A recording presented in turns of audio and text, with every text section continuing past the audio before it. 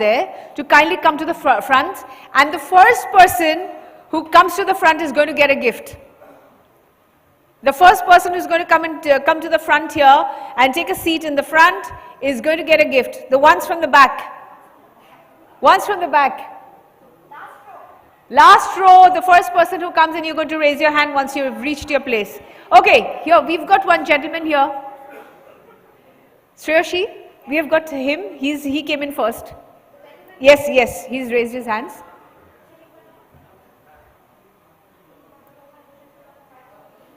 So we are in for big surprises today. So if you're not going to come to the front, then we are not going to have those surprises coming for you. You can please fill up the seats in front. And who knows, Shreyashi might decide that she will give more gifts. Yes, the last ones, please come to the front. The gifts are worth it. Really wonderful gifts.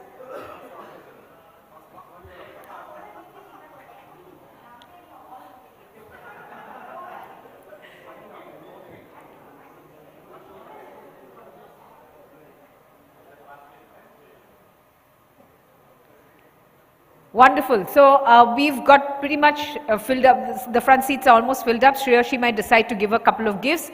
So we are going to start, but before that, how many of you have been posting pictures on social media?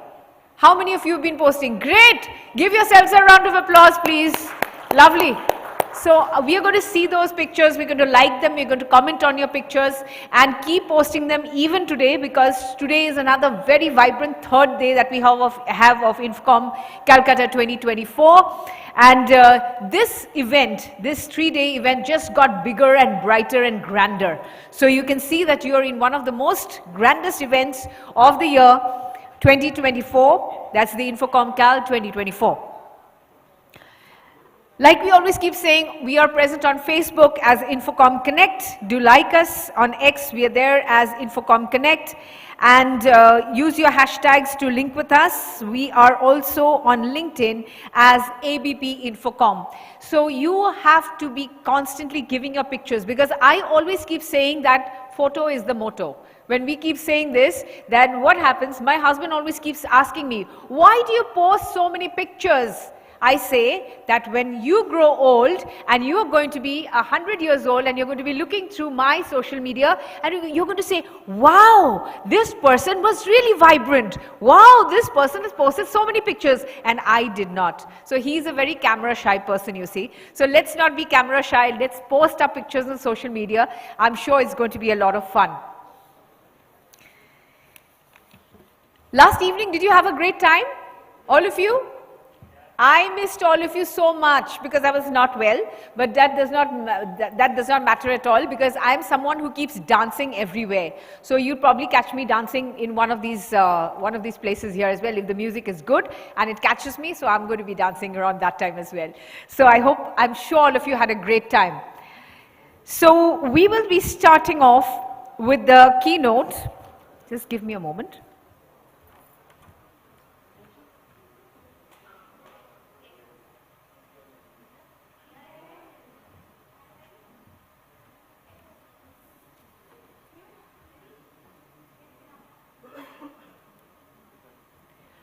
We start off with the first keynote, that is Embracing AI, Navigating the Future of Business.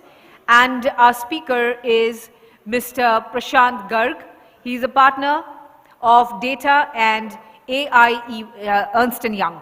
So may I request Mr. Prashant Garg to kindly come on stage and share his views, his stories, his information with us, so that we can take home a lot for when the day ends. So here is Mr. Prashant Garg. Put your hands together, ladies and gentlemen, for Mr. Prashant Garg. A very warm welcome to you, sir, and good morning. Good morning. Good morning. Can you hear me? Yeah, that's good. So I've got a job to talk about AI. Just to give you, so I run the business around data and AI for the firm. Interestingly, as all big fours are, I'm also an accountant who does AI. So at times I ask myself why I'm doing so. But as the career progressed, I learned this is more exciting than being an accountant. And that's how I've changed and transformed in the last 20 odd years since I've been working, from being an accountant to being someone who focuses on more tech-led transformation. And so I'll talk about AI. And the last year when I came, when Raki got me here, I spoke more deep tech. I spoke about how LLMs work, how things, how all these transformations can be achieved using the deep science behind AI. If you don't mind, can you stop clicking photos? It's just distracting me too much. Okay. But today I'll talk about experiences. For the last 18 months or so since I've been working on this, I have been able to deliver a few nice engagements for our customers here in India, some work in progress. But in the process, what has happened is I've learned a lot about how adoption works really. So I'm going to talk about that, and I'm going to use the word agentic workflow quite often. So I'm going to talk about how market is there, what's the solution approach, the agentic workflow approach. And then I'm going to talk about just one slide about EY. Can't live without talking about EY. Yeah. So why AI? I think we all know. Huge investment. We are looking at about $1 trillion being created as GDP with AI by 2033. Almost 70% CEOs believe that they are going to act on AI and Gen AI now to really transform their businesses. Okay. But it is also creating a very divided narrative. Who all has invested in NVIDIA? Has anyone invested in NVIDIA? Any hands up? There is only one friend there at the back. I also invested in NVIDIA, and I would say it has, since I invested, it has almost trebled since then. So investing in NVIDIA has paid rich dividend. It has become, I think, the second most valued company on earth now. But on the other side, people who have started investing in AI or Gen AI are saying the benefit that we are getting is very little. In this group, I'm sure you must have also tried your hands with AI, Gen AI, and some would have understood how it works, some would not have. Some would have spent a significant amount of money getting transformation with AI. There would be some benefits, and some would have said, oh, it's not giving me what I want to get. And that's the truth, because the way to implement or way to utilize depends on the use cases, and there's a technique that I've learned over a period of time, which I believe is the way we will be able to use AI and Gen AI better in our organizations, in our daily processes, and how it works. Okay. Have you understood how LLMs work? We all have a large language model or a small language model working on our mobile phones. So if you have your WhatsApp handy with you, just type in, I want to, just type in a message to anyone and say, write, I want to, and then keep clicking the first word that appears in the 3 selections. Keep clicking that. A story would get created. And that's the small language model. What it is doing is essentially learning from you and relaying back what you would have chosen as the next word all the time. Your mobile phone has a small language model working for you. This expanded to a larger scale allows us to get back answers at scale. So instead of recommending the next word only, it can recommend full sentences, it can recommend full narratives altogether, and that's what the large language model does for us. Okay. What's the opportunity? Efficiency benefits. I hope that all of you will believe that there is efficiency benefit, and I've seen a lot of efficiency coming in.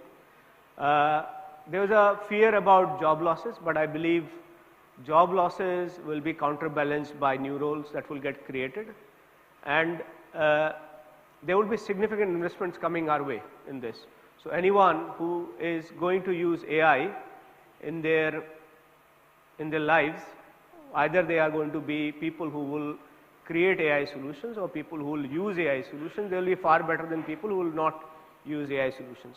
There are 2-3 concerns that people have around AI. One is trustworthiness of AI ML. The other is trust challenges and potential errors. And the third is we do not have sufficient talent and skills in the market to use AI.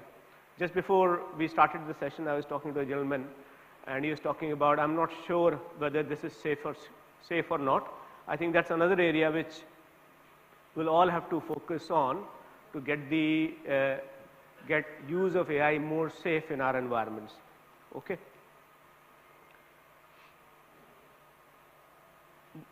As I've seen the implementations happening, people adopting AI, there is a bit of a learning that I had, and I will talk through my own learnings of what I have seen clients really stumbling upon, or customers at my end and large corporates stumbling upon when they start using AI, is we just simply start from how should we get AI in place?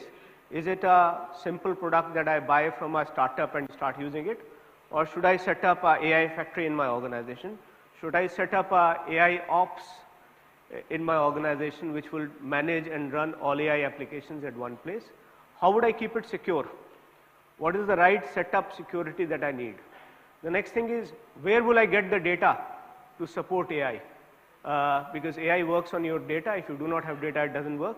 And then data has a second parallel, that there is data which was kept in tables and structures. And then the next thing is, the larger data set which AI utilizes is not the data that is kept in tables and structured databases. It is the data which is kept in your documents, in your emails, in your in the images which the organization stores. So all the data that is kept in unstructured formats in places which we didn't even refer to as data in the past, like your emails, your chat, your documents, Word documents, PDF documents, etc., your PowerPoint files, is the key which produces the right information for us to use AI in our day-to-day functioning. So that's what we use on a day-to-day basis to transform processes. And that's what AI does well when it starts using data. Just using structured data may not be as helpful to drive AI, Gen AI solutions. It's a combination of structured and unstructured data coming together, which makes all the difference. Okay. Now I'll talk about how can we transform. Okay. So 4 kinds of values that AI can create. One is, of course, customer value, then people value, and of course it will help improve our environmental and social impact that we are creating, and then most importantly, financial value. We can do things with better speed, much more speed, with better rigor, and it will create cost-effective solutions, lower the cost of delivery, and allow us to do things faster, better, and cheaper. A simple example could be that if there is a bank which has a website which needs transformation for customer needs, almost every time a customer journey changes, banks' websites don't have a change coming in 2-3 years' time. They always happen once in a while, and then the website is stale, idle, and you're using the same web page forever, even though the customer needs have changed. With AI and AI leading your websites, you can bring a transformed website for the use of customer almost every month. You can almost offer a new looking web page for a customer to deliver their journey almost every month versus waiting for a 3-year journey before a new website will be created and given to the customer. So that kind of transformational change that can happen. People value, I think the biggest and the most important value that we'll have for people is being able to absorb AI as a primary skill for their future growth. If I see the future, all the school kids who will join the jobs in the market in the future will have some basic skill around using coding in Python, knowing how to work with AI solutions, and when they will join the industry and they will see processes are AI enabled, they will be more effective in delivering the same thing better with lesser output. Now one thing that changes with that is that the initial space that we offered people to do to do the learning job. So anyone who started a job would spend 5-6 years learning how to do the job before they became managers and lead the processes. In the new age, the processes will be led by AI, and managers will start from the day when the job starts. So our education curriculum and our people will also have to undergo a change, that when they start their job, they are already understanding the processes and they are ready to allow AI to run their job, but they manage the AI engines on their behalf. So they manage the AI engines, but they allow AI to do their jobs. Earlier we used to do our job. Currently what we do is we do our job and then learn it over 5-6 years, and then we reach a place where we start managing it. That's going to change. Okay. Now I'll talk about a different solution approach that I've seen, and I'll talk it through examples. Okay. Has anyone heard about agentic workflows? A quiet room, which means no one has heard about agentic workflows, but I'll talk about how agentic workflows work. Just simple example. It's a very simple one. What could happen in 12 to 18 months time? So everyone would have gone to ChatGPT and said, help me answer where all I should travel for my holiday in Italy this year. So that will come with a very proper answer saying, if you want to go to Italy, these are the places to go, this is the travel path you should take. If you have a 7-day journey plan, it will create a journey path for you and give it to you. But that's just one answer against one question. What you really need is not just that answer that where all you should travel in Italy, but it should also be able to say what flights you should take, what is the right time to travel, which hotels you should stay. And the next step is be able to link the workflow of booking flights, booking hotel tickets, booking taxis, or buying tickets on trains for you automatically. Okay. And if you are able to stitch this journey together, so in this case what I've said is, hey agent, please rebook my next work trip so that I get home sooner, but still have ample time to fulfill all meetings scheduled on this trip. I'm flexible on the parameters except price, adhere to my company's travel expense policy. So now I've given quite a few things. I've said, bring me home back, take care of my work trip, ensure I meet all the meetings, don't spend money beyond what my firm allows me to spend, and do this all for me. What is the expectation I will have? It should work like my assistant who goes about taking care of everything. So if this message is sent 5 days before I was due to travel, it will go about accessing all the key travel websites or travel pages, raising a travel request, putting up a lodging request, identifying the right trips, looking at my calendar, and start booking my ticket. And on the day 0 when I have to travel, it will give me a nudge saying, it's time for you to travel, get a taxi, book a taxi for me so that I can do all the journey. So being able to connect the whole process flow is what I call as agentic workflow. Now, when we use generative AI, we can perform each of these steps individually and get responses for them individually. But if I want this done all together in a single workflow, it requires me to create multiple independent questions being asked which are relatable to each other, but are strung together in a workflow. So if I'm able to strung together a series of events in a workflow and get them processed using AI, this is what we call as agentic workflows. And this is what leads to our digital flip. Okay.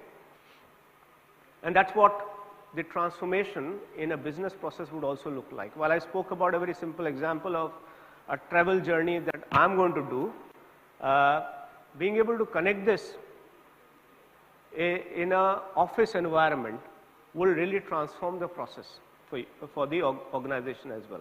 Okay. What really we want to do is a digital flip. And digital flip will mean flipping from people executing processes, process with data, powered by technology. Okay. See right here, people executing processes presented with data powered by technology to AI processing, AI powered data executing processes managed by people.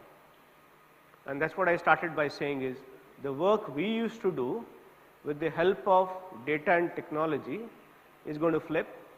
The work will be done by AI or the technology with the data managed by me. So we will become managers of AI solutions. So if you are able to drive the agentic workflows in a fashion that they can execute the end-to-end process flow for me, and I'm able to run this without having any interference to the process, but I can control the workflow, then I'm in the right direction of using AI in my organization. I'll give you a simple example of how this can be achieved. I'll come back to this slide. So there's a watchmaker in the US who has implemented this as a solution statement to design their new watches. And how it is working is that when a user gives an input, it gets an API call. It goes through a diffusion engine which produces images of watches that they can that the user wants, and from there a AI generated image is sent back to a user, and user gets an image which makes sense for them. Now this leads to two things. One is they are able to give the user experience of the watch they want to see, rather than generally a big browse list of all the watches that they have in their brochure, but allow them to selected watches to be seen by the user. Also gives a feedback of what kind of watches users are ready to buy. If their buyers are looking to buy, which feeds back into the design development of getting watches done. So this is Fossil, and Fossil's website is now AI enabled in helping you search for watches through this automated search using generative AI, but also feedback loop is getting generated back to the design team, which says this is the kind of watches people are looking for. So they are not going about designing watches generally, but they are designing watches with the feedback that users they are getting on the website from thousands of users. So collective intelligence of customers is driving the behavior of how the watches will get designed in the future. Okay, so that's again a flow, end-to-end flow integrated using AI at all ends. Yeah, which was earlier done using a digital agent, but that digital agent was limited to providing a website access where you can browse through products and perform a buy or a buy transaction on the web page. Okay, how it is different than building use cases in RPA. So when we used to do RPA, RPA was very focused on solving each use case at a time, but AI works on patterns. And now this is interesting because when we talk about pattern, there are only few things that AI will do for us. One is summarization and classification. The other is identifying insight. Insight could be constrained or unconstrained. It could do translations for us. It could do composition and drafting. It can do, it can advise us, and advice could come both as reactive advice or proactive advice, which means either can be a co-pilot or it could be a advisor. And then there would be a next thing coming up, which will be autopilot. Once we become comfortable co-pilot, then AI will become autopilot, which means I know the AI response I would like. I would not even wait to read it. I'll just say, your advice, well accepted, just put it in the process and move forward. And on the technical side, we have some very basic things like we have got retrieval augmented generation, knowledge graph, and a few other things. All put together, these are the various patterns of how to use AI. And when each of them put together in a process flow, helps me deliver use cases.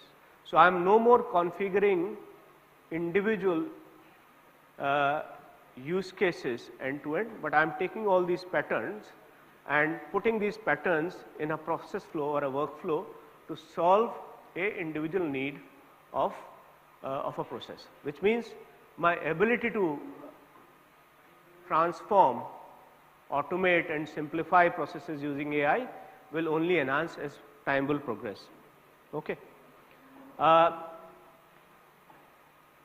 6 key strategic initiatives that I believe we need to implement for a successful approach to AI. One is establish AI's control tower. Why we need a control tower? Very simply, AI is a complex engine. We will have ML ops running, we'll have AI ops running. Within that, we'll have to run a FinOps. Why we need FinOps? Because these are not simple things. They are costly, impactful things which we need to utilize. You will have multiple hyperscalers working for you. You will have several large language models in play. You will have different app services component. You will have Kubernetes working for you. And each of these things have a significant cost and control that you require. And how do you get that control? You set up a control tower which allows you to bring all these components and see how they are functioning. And this control tower will allow all your different AI applications to work seamlessly in your organization. If you do not do so, then what we'll end up having? We'll end up having a world like Excel. What a world like Excel looks like? Multiple files kept on everyone's laptop, and each laptop processing that file differently, and confusion. So what we don't want with AI is we do not want AI to run on everyone's individual laptop differently. We want AI to run in processes simplified in a fashion that helps the organization rather than being used to write emails only. Okay. So having a control tower will establish a method of working within the organization to use AI. Okay. The next thing we want to do is reimagine business models and functions. So a lot of initial exercise that I did when I went to customers talking about AI was very old school. As is process, to be process. When I have taken as is process, I'll design a to be process, and I'll now say, let me fit AI into the new process, which I initially found was not working, because when I designed from as is to be, I was still thinking how a human being will do the process. I was not thinking how this process will be driven when a technology delivers the process, how AI will deliver the process. So the reimagining business model and functions will be focused on rethinking the processes with the very clear view that technology will run the process managed by humans rather than manage the processes run by humans with technology. So that key change of reimagining, which means to be processes are defined with technology in mind as the key player rather than people as the key player. The next thing is, all the CISOs sitting in the room, is get the right confidence. If you are not confident about AI in your organization, most likely you will not use it. Most likely the trustworthiness, the risk around security, the guardrails that exist or don't exist will baffle, and people will say there is hallucinations, the data may leak on internet, we might have a reputation risk associated, so we'll keep away from it. So building confidence in AI and having the right responsible AI guardrails built in your organization is the key. The next step is having the right talent in your organization. So retraining our existing workforce with the right AI or Gen AI skills, and also hiring the next gen workforce with the deep expertise of AI will be key to transforming, because 10 years down the line, most of us will be AI trained. AI will be a second language. We will all be able to use AI in our day-to-day work, and the existing workforce, which largely is Microsoft Office expert, would not be as much in demand as what it will be in 10 years' time. The next interesting thing will be alliances. Why alliances? Because no one has the best AI solution that does everything. So for us to survive and do well, we'll have to build more relationships with someone who is doing image AI, someone who is doing audio AI, someone who is doing language model AI, someone who is doing complex mathematical algorithm based solutions. So bringing that right alliance ecosystem and bringing them back into our AI control tower so we can run and manage them well will be key to achieving the best of the breed and bringing them in our organization to successfully use AI in our organization. And the last and the most important is data maturity. So from having databases store data, which is primarily kept in different data sources or data lakes across the organization, which are either siloed or at one place, which is largely focused on, I would say, structured data, to being able to have all our unstructured information available to the AI systems through our data management process will be key to success. And that's, in my belief, is the way to go for us to succeed with AI. Yeah. And this is a research that EY did along with Oxford, and I would get to see how much this is successful, but the research says that building the right emotional quotient with people in your organization around solutions would only lead to AI-led transformation. If you simply want AI transformation to happen as a technology change, it may not succeed. I think, and it is rightly said that if we bring the right emotional quotient or a human element as we transform with AI, we will be more successful. Yeah. I'll just leave this. What are we doing at EY? I think what we have done at EY is we have been our client zero. We have been working on EY for several years. Of the 400,000 employees that we have worldwide, 160,000 of us use AI almost daily. We've got across the globe 600 plus EY.AI champions. Largest portion of that sits in India. We got 300 plus applications of GenAI working within the organization. Our adoption is as high as 43%. 50,000 people have gained different levels of AI badges. Over 100,000 people have been trained or skilled on AI, and we continue to increase this, improve this, such that our employee experience of AI is at an all-time high. So our investment in ensuring that we are client zero of ourselves in using AI is really paying rich dividends to us. Yeah. I'll just stop here. I've got 2 minutes to go. If there is any question that I can answer, very happy to answer.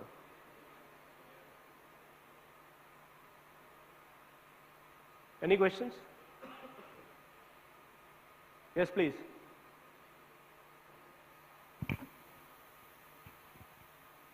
Hi, my name is Harry. I represent Cogent Hub. We are a contact center. So my question is, with AI coming and transformation which is happening here, so are there any how to reduce the knowledge gap? You spoke about education and changes in education which are required. So what's the direction or what advice will there be for the educational institutions? Like what kind of industry-led courses or industry-ready courses should be there so that the next generation which is coming is industry-ready or AI-ready? So last week I was working on a response to a government RFP, not Indian government, but different government, of how to train 5,000 new people who will be working for the government with AI skilling. So we drafted a simple curriculum of what a simple training would look like for people to be AI novice to become AI ready in the for the government. We created a curriculum which would be about 8 different courses taught over a period of 2 months with 6 hours of curriculum every day. But I think the most important thing I felt was just simply having people learn basic skills around Python scripting is a very, the first most important step for people to know how to use AI in the future. And then just getting them to understand how AI works or how LLMs get trained, what is vector databases, how RAG or retrieval augmented generation works will be a good first step for anyone to really become aware of how AI is. Now the good thing about AI is that when we spoke about AI, say 15 years ago when I was working at IBM, it was Watson everywhere. And Watson was that one complex thing which was done by the IBM software labs only. Everyone outside of the software labs didn't understand it. And it was too complex for people outside of that group to understand. Now when we look at AI, AI has been made extremely simple for general public to consume, which means you do not need to know how machine learning code is written, or you do not need to know how a vector database is created, or a large language model is trained. That's still very much available for labs to do, but the output of that is available for us to utilize. And the learning how to utilize AI is key for an organization to succeed. And if we can impart that knowledge to our existing folks, will be very helpful for them to start utilizing AI in their organization. My time is up. Yeah, please go ahead. Last question.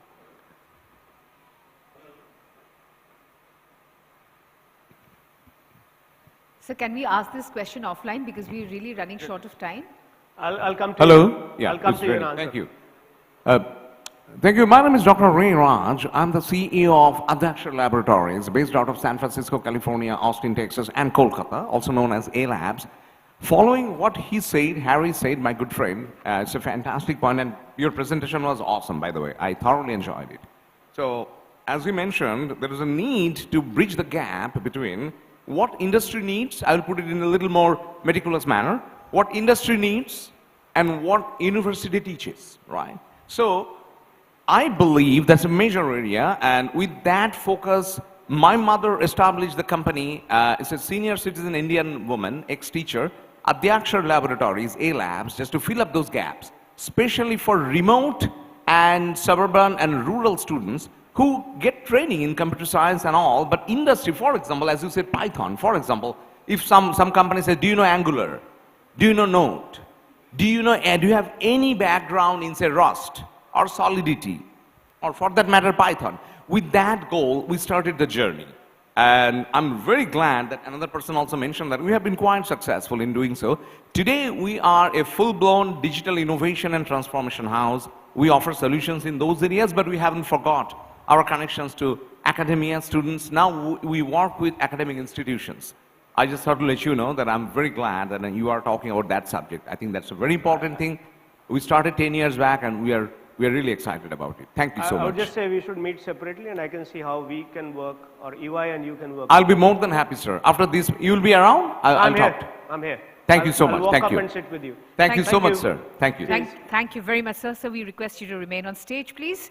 And I'll request Mr. K.K. Mahapatra, Head INFOCOM, to kindly come forward and present a memento to Mr. Prashant Garg, Partner, Data and AI, Ernst & Young. So if you can go to the middle.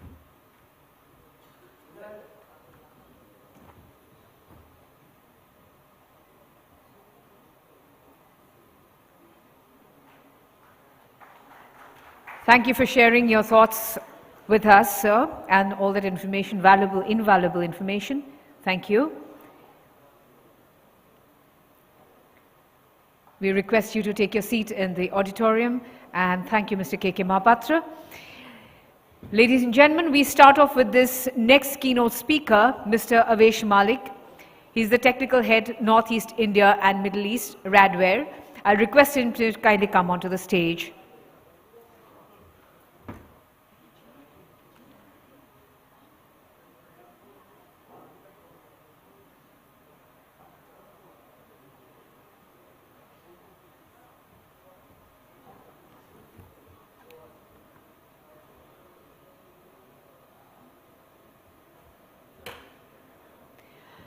Ladies and gentlemen, please put your hands together for Mr. Avesh Malik. He's here, and he will take on the stage, and he will be sharing a lot of his thoughts with us. He's the Technical Head, Northeast India and Middle East, Radware. So I'll request him to kindly come onto the stage.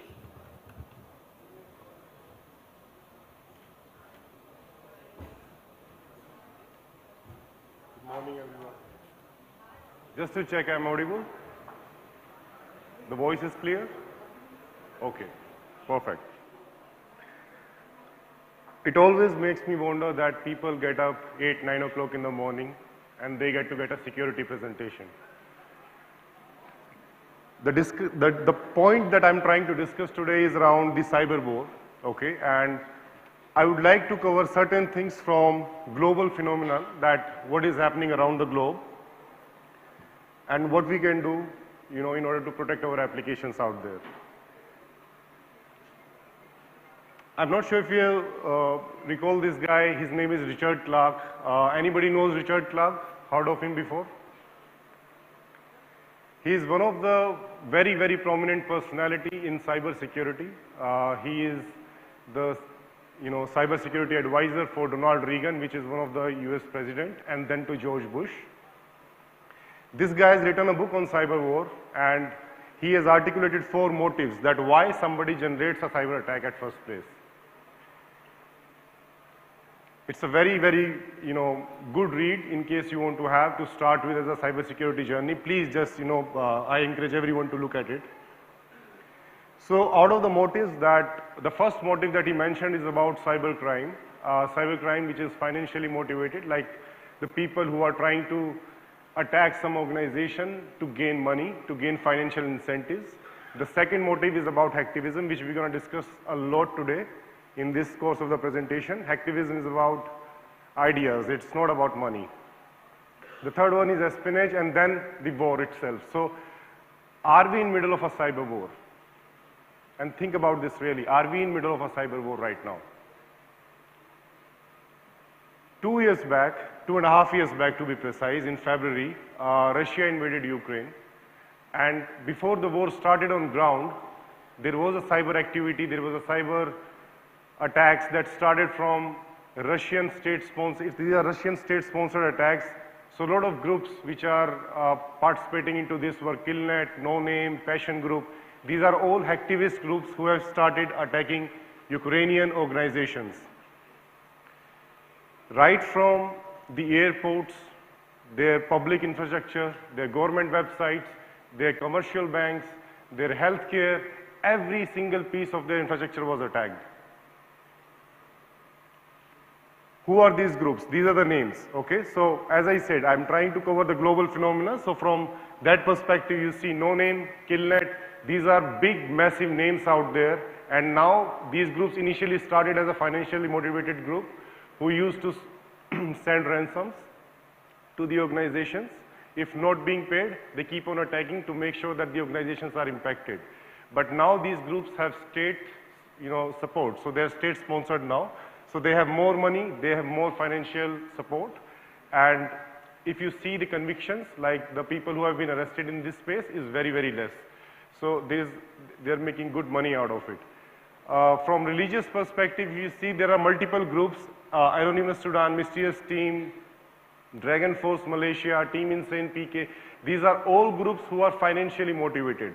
I'm going to cover few stories that how this religious motivation actually, push the attackers to attack someone, okay? I have certain use cases and case studies throughout the presentation.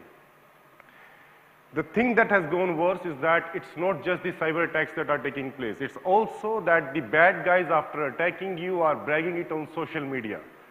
So if you are part of an organization, if you are actually running some services, and let's say you are a commercial bank or you are a healthcare institution, if you are down last night, they will put it on social media, on Telegram channels, on Twitter, everywhere. And the next day when a normal person who's, just go through his feeds on the social media channels, he will see that, okay, this website was down. So the first thing that it does is that it impacts the reputation of that particular company. The second piece, of course, there is financial loss. If you are into a banking industry and your services are not available for, let's say, 8 hours or 10 hours, it's a direct financial impact on you.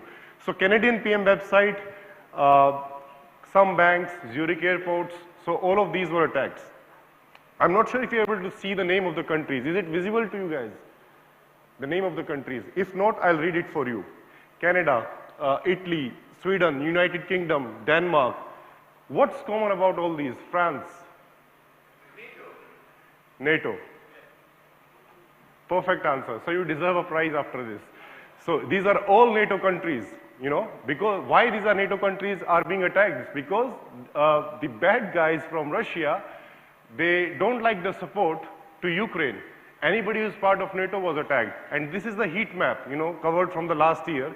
That's how they have been attacked. And there are claimed attacks, on social media. So few of the attacks. So my major focus is into the Middle East market and India North and East market. So there are certain snapshots from UAE where their airports were down, their news agencies were down, Emirates news agency, and these are the snapshot covered from the social channels. It's all publicly available information. It's not something that we have derived. You see the claimed attacks which are, with proof. By the way, this is the way they put it on Telegram. So the attacker group here is RipperSec, okay? And the Bank of India, there other, the Hindu, a lot of other attacks were there, a lot of customers were there, but this is just a snapshot to show you that this is how they attack you and this is how they put it on social media.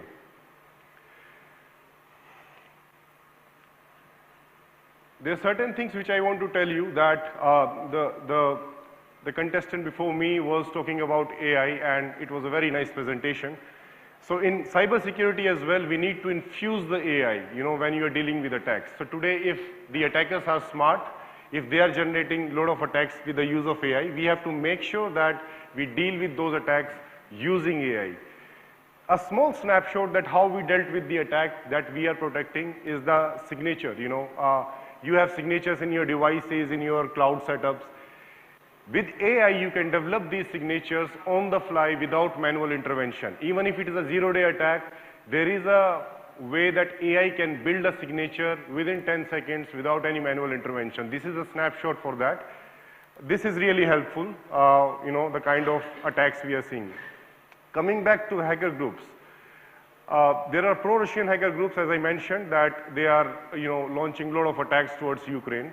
But what actually is a fearsome point, and what actually worries the governments across the world to a larger extent is that these groups are very easy to join.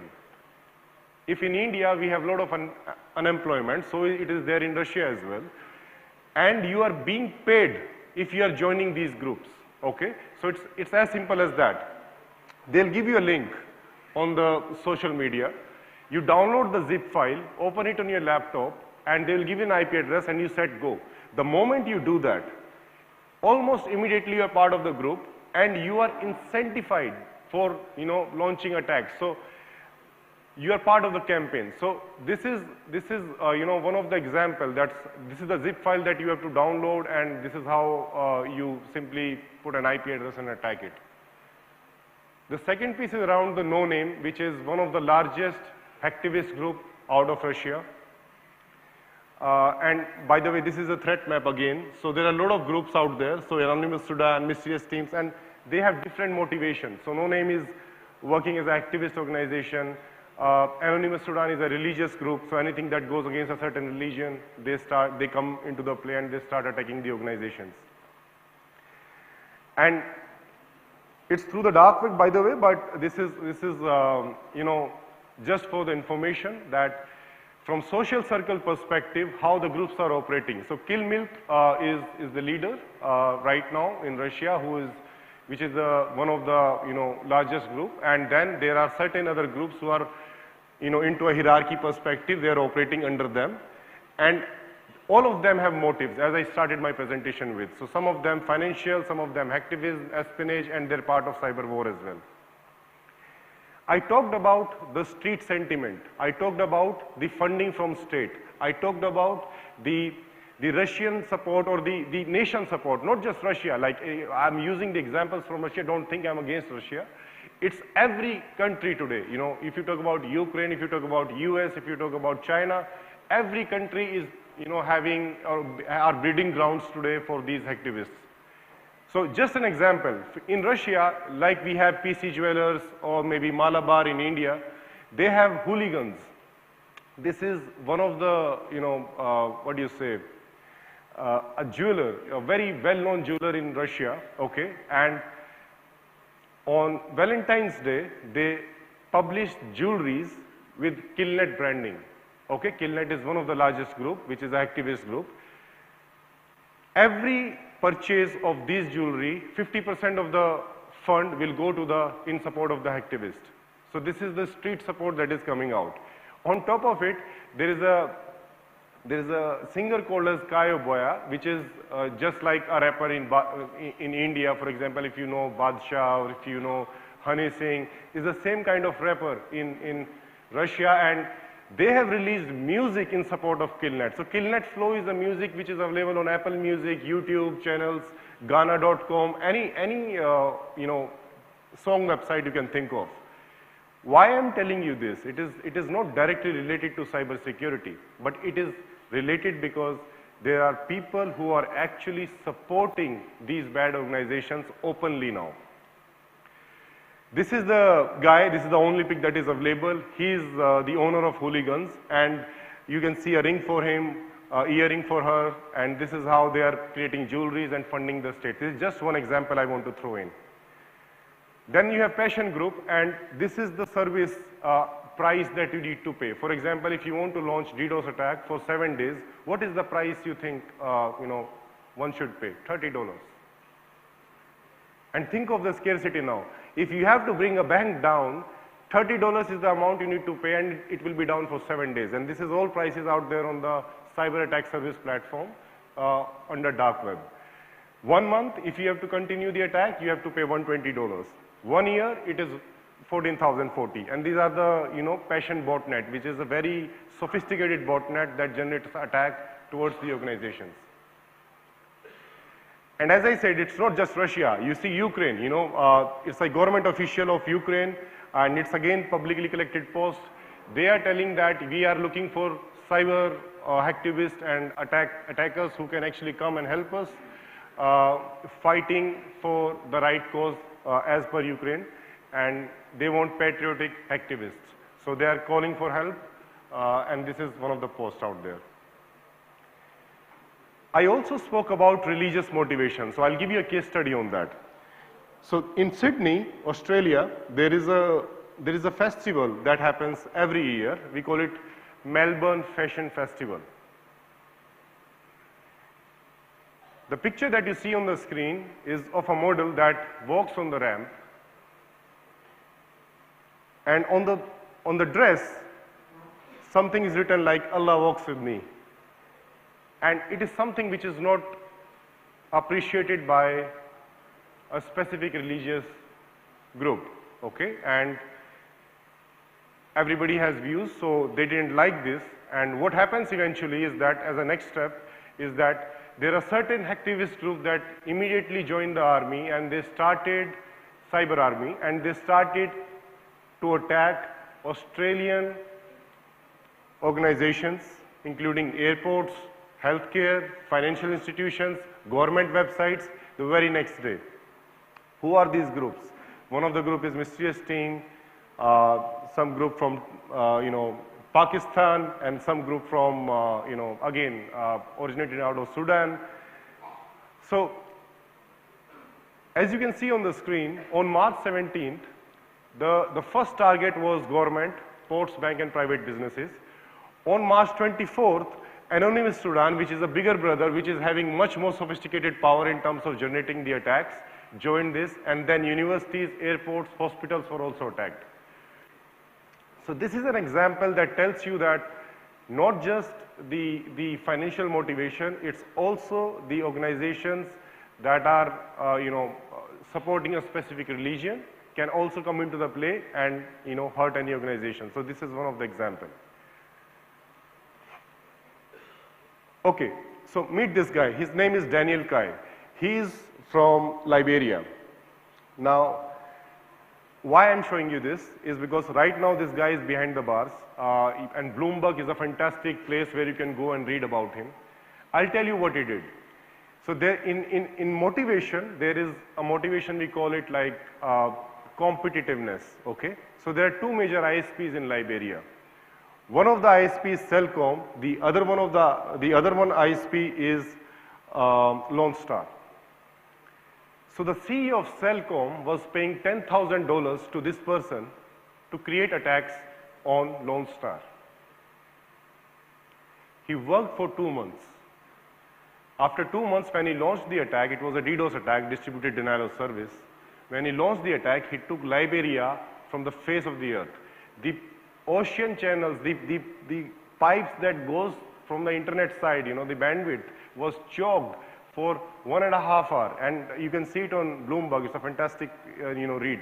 Right now he's behind the bars. He was caught immediately, and this is an example that how a competitiveness in the market can also create these kind of attacks. You know, people can use the bad guys to have competitive advantage because they want a specific ISP to suffer so they can gain more customers. So this is the idea behind this attack. There are a lot of tools out there, and now the tools are AI based. So it is fairly easy for guys even who don't have technical knowledge or in-depth understanding of the, you know, what do you say, the matter in terms of technical understanding. They can also generate attacks. So Sapphira, Blurred, MS-DDoS, CC, these are all attack tools that exist today. It is present on open web. These are all AI-enabled tools. Anybody can download and use them to attack anyone.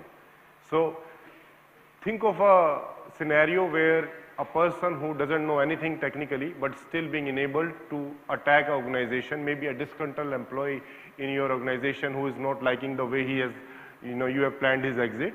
Maybe he's trying to attack your organization, so there can be any dimension to it.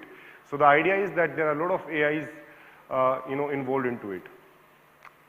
And the impact is such that it's not just the organizations, also the OEMs with the scale of you know, Microsoft. You know, if you see this public post from Microsoft itself, the Azure was down because of a DDoS attack. And we really like the integrity, you know. There are very few OEMs who have the heart and come up and say that, okay, we were down because of these and these reasons, and these are the preventive steps we have taken as a, you know, to make sure that it doesn't happen again. Microsoft confirms that this is a layer 7 DDoS attack. It was not layer 3, layer 4. It came from public cloud proxies and multiple servers out there. And it continues. After 4 months, it again continued. And then this year, or June 30th, again, the Azure services were targeted. Why I'm showing you this is because I want you to understand the scale. If a company like Microsoft can be, you know, can go down because of layer 7 DDoS attack, see the level of, you know, sophistication the attackers would have with them, that, you know, they're making sure that the compute that they have, you know, they're not able to survive, and, you know, the services are getting impacted. Important, we need to fight AI with AI, which is the theme. I think everybody is discussing about AI. AI is a very, very broad concept. But from cybersecurity perspective, we have, it's not something new to us as a company. We are working on this from last 7 years now. And there are a lot that we have launched in terms of, you know, AI inclusion into our mitigation appliances and technologies. So one variant which I would like to discuss from DDoS perspective, by the way, anybody who doesn't know DDoS is distributed denial of service. It's a tactic that is being used by the bad guys to fill up your internet pipe or to target your application. So that is unavailable to the legitimate users. So if you have a user base, for example, a healthcare, somebody uses your website to basically book appointments with doctor, that website will not be available. If you are a bank, your, let's say, the online platform where people go and do the transactions, that will not be available. So that's how DDoS can impact you. So there's a new vector that has been launched by these guys in the last 2 years, and this vector was seen for the first time by, you know, by the Redway team when Russia invaded Ukraine. So Russian guys, you know, No Name is the group that initially launched this particular attack. And that's when we come to know about it. And the characteristics of this attack is like this. It is very high in volume. It's ultra high RPS. We call it tsunami for that reason. It's encrypted in nature. And the worst part is that it changes itself, you know, on the fly without manual intervention. So there are randomized headers, IP spoofing, all that stuff happening. We recently blocked an attack on one of the largest financial institutions in UAE. It was 15 million RPS HTTP flood. Before this, Google reported 49 million RPS that they have blocked, but that was spread across 26 customers. It is arguably one of the largest attacks this world has ever seen on a single website, on a single customer. successfully blocked with the use of AI. At Radware, we have scrubbing facilities across the globe, 23 worldwide, 15 terabytes of mitigation capacity, 40 plus AppSec POPs. We have everything on tier 1 backbone to make sure that services are up and running for our customers. A fully managed SOC is there, which is 24/7, 365. These are ERT experts. By the way, we are the first one to launch ERT services. Before this, there was a concept of TAC. So everybody was offering TAC services where you log a ticket and somebody will come and support you. ERT are experts. These are like kind of a white hat hackers who are sitting by your side whenever you are under attack. This team will come to rescue immediately. A broad way, what we are doing in security is that these are your applications, mobile apps, web application, API. You have them hosted on data center, you have them hosted on AWS, Azure, multi-cloud, Kubernetes, anywhere. And then you have internet, which is full of bad guys. You know, you have all kind of attacks there, DDoS attack, web attacks. There are known bad actors, API actors, you know, so cloud threats are there. So what we are doing in this space is that we are creating a security arc.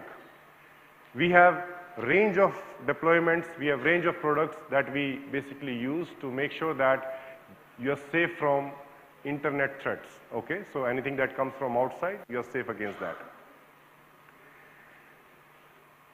The best part is that it's a fully managed services that we are offering. In India, we have 2 scrubbing facilities, one in Chennai, the other one is Mumbai, to make sure that even if something goes wrong with one of the facility, you are taken care of. It's millions of dollars of investment that we have done. And we're the first one in the industry to provide you SLAs from time to detect, to alert, to divert, to mitigate with consistency of mitigation. So if you're a company that is having, you know, who's very strict that, you know, my services should not go down, we will write this SLA, we'll sign up this SLA in advance, which makes sure that your services are up and running. So any guesses what happened between 26 July and 11 August? Another prize for the gentleman who will answer it. 26 July and 11 August. Okay, Olympics, right? So it was Olympics, one of the, I think, largest sporting games. So this is a snapshot from, because we were protecting Olympics. So the 7.9 million attacks were launched when Olympics was aired through the broadcasting channels. And, you know, we are proud that everybody was able to see it because we blocked all the attacks that were launched towards the website through which these channels are being aired. Thank you, guys. Any questions? I think, sir, we'll take the questions offline if you don't mind. Fine. Yes. Yeah. We request you to remain on stage, please. And I'll request Mr. Dhruva Mukherjee, who's the CEO of ABP Group, to kindly come forward and present a memento to Mr. Avesh Malik. Thank you very much, sir, for the very interesting session. I'm sure a lot of you have questions. We will take these offline.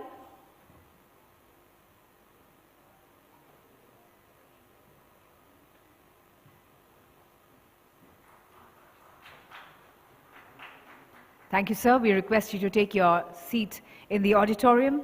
Thank you, Mr. Dhruva Mukherjee. Ladies and gentlemen, we will start with the CIO panel, CIO strategy for 25-26. And we are taking just a couple of minutes to do the setup.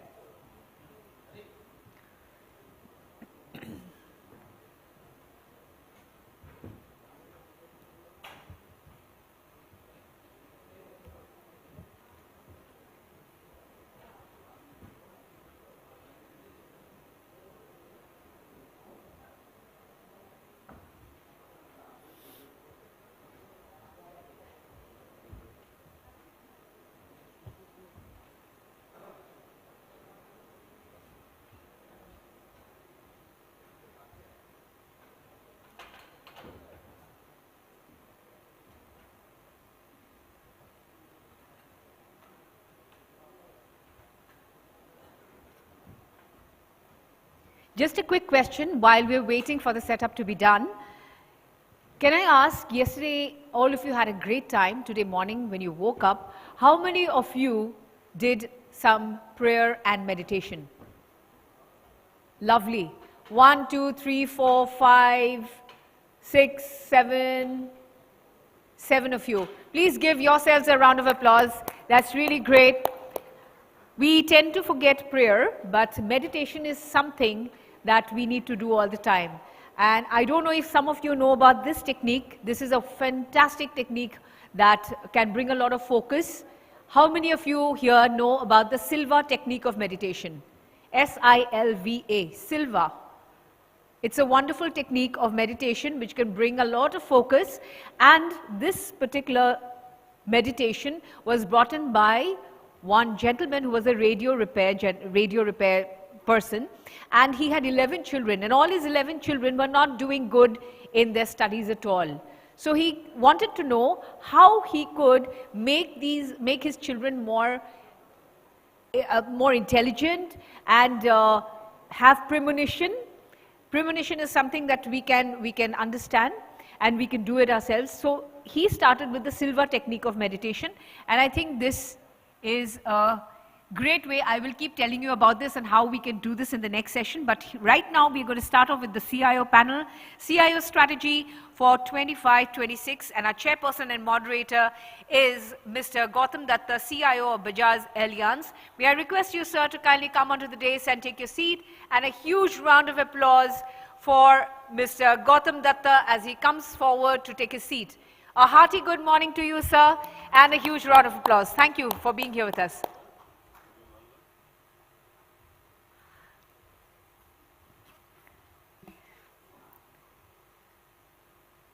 Our speakers for this session are three very wonderful industry leaders. We have with us Mr. Rahul Sankalp, GM and Group Head IT, Visa Industries. May I request you to, sir, please come forward and take your seat on the dais. And a huge round of applause for Mr. Rahul Sankalp. Please keep the applauses coming. Good morning, sir, and thank you for joining us. Our next speaker will be Mr. Gyan Shankar Pandey. He is the Chief Digital Officer of Voltas. May I request you to kindly come forward, sir, and take your seat on the dais. A hearty good morning to you and a warm welcome. Good morning, sir. Our next speaker is Mr. Anthony Becerra, Sales Director, India and SAARC Rubric. May I request you, sir, to kindly come onto the dais and take your seat. A huge round of applause as I welcome him on stage. Good morning, sir, and a hearty welcome to you. And I will now hand over the session to our chairperson and moderator, Mr. Gautam Datta. Sir. Thank you. Good morning to all of you.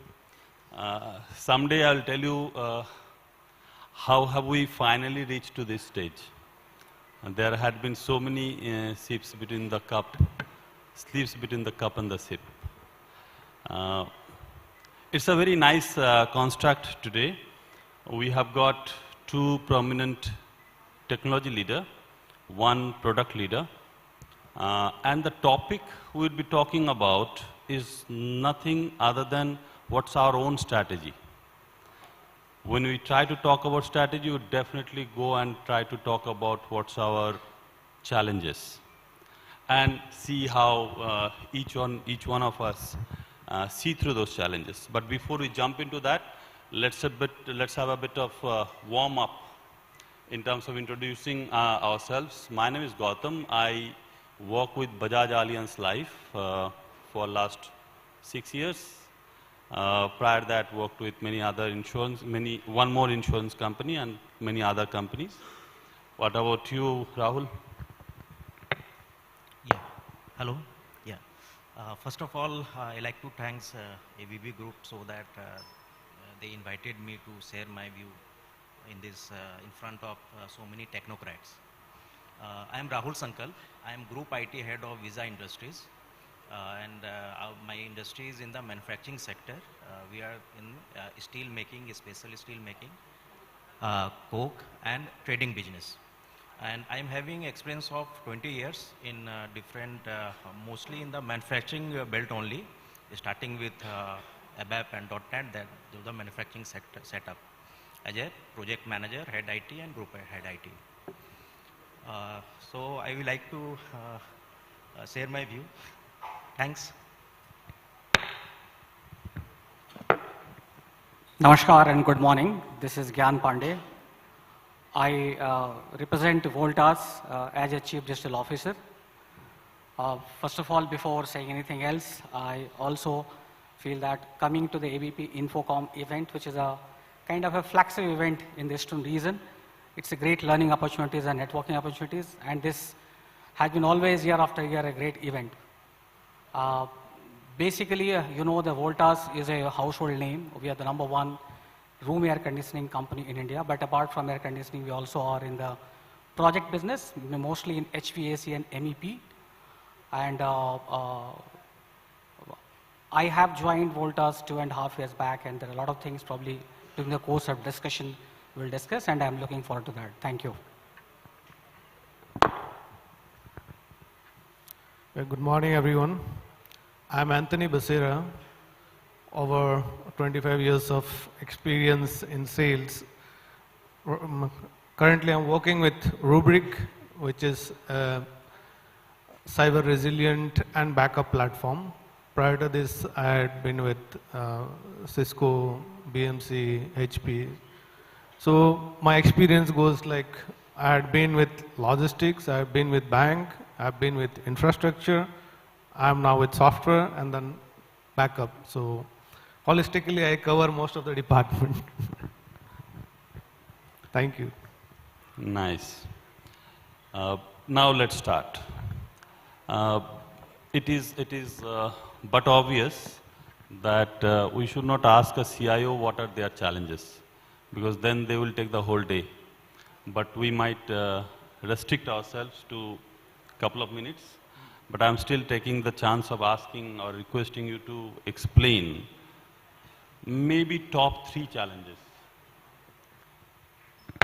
Sure. Just one more point. When you put up your challenges, try to represent the industry, because within the company it would be very specific challenges. If you look into the industry like yours, which is in manufacturing or durable, consumer goods, it would be far more better spread. Yeah, please. Sure, sure. So starting with the challenges, actually what's the manufacturing sector required? What they actually want to be in future? That is the industry 4.0. It is a smart factory. And for that, AI is one of the most important component. So this is the requirement from the industry to grow in future. So right now, how manufacturing sector operates? Right now, industry 3.0 provided many things, and based on that, many development done. And actually, I will try to present other part of industry. One is the IT. For that, for last 2 days, we have discussed many things. But right now, I'm discussing about that other part, that is the manufacturing sector. What setup they are right now they are having and what they are expecting. So right now, they are already having the control system. Might be PLC, might be DCS, might be SCADA. So everything is designed, but that setup actually execute in isolation. They are having separate network, completely isolated. And for industry 4.0, we required open set of network, and that should be from cyber security point of view, that should be foolproof or near to foolproof. So I am discussing regarding other part, which is in the isolation.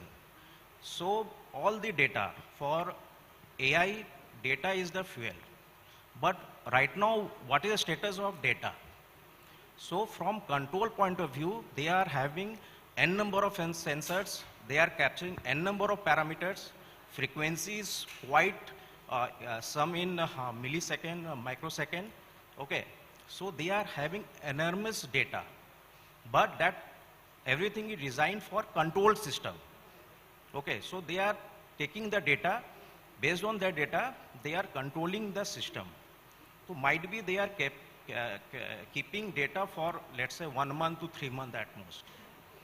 So our requirement is data, and not for 1-2 days, 1 month, 3 months. We required data for number of years. So for that, we required some design change. Might be we have to introduce certain historian whose work should be to capture the data, and not only data, that required data. In one equipment might be, there might be n number of sensors, most of them might be redundant in nature also. And sensor also, sometimes calibration also required. So they are capturing the data, but that data, we can rely on that data or not. So there are many challenges. So this is the, I think, this is the most important challenge. Other thing is that technology designed for that work, but our requirement changed. This is no more required only for that premise or that plant. That data is required at, let's say, for on-prem at IT network or in the cloud sort of environment for decision making. So for that also, that technology, their OEM, they are basically they are directly dependent on the OEM. And just one line for data, I am sharing my view. All want data, but no want to share the data. Okay, so this is a strong statement. This is one of the challenges between OEM, how to integrate different OEM to get data, because future is not the central system. It might be distributed system, something on IoT, something on PLC, something on DCS, something on SCADA, and every data should be in specific historian or specific place, so that we can take value out of that for our AI readiness. I think this is the two most important challenge what I feel in different manufacturing sector for my career across 20 years. Okay. I think we took some notes. Let us hear from Gyan sir, and then we'll sum it up. Thank you, Gautam, and whatever Rahul said about the manufacturing in terms of data, I think I completely echo the same way. But I just would like to take a step back and just to enumerate that what the 2 or 3 top challenges as an IT or as an enterprise probably we will be addressing. We all, when you start and embark a journey of digital transformation, we all will be at some stage in the terms of maturity, adoptions, and most important, the cultural transformation. Conventional manufacturing industry and also the infra projects, which are also one of the business of the Voltas. Digital transformation is more not only from technology, but more from the cultural transformation. So we started one of the enterprise-wide, I will say, multi-year transformation journey where, which is called Vivartana internally, which in Sanskrit means transformation.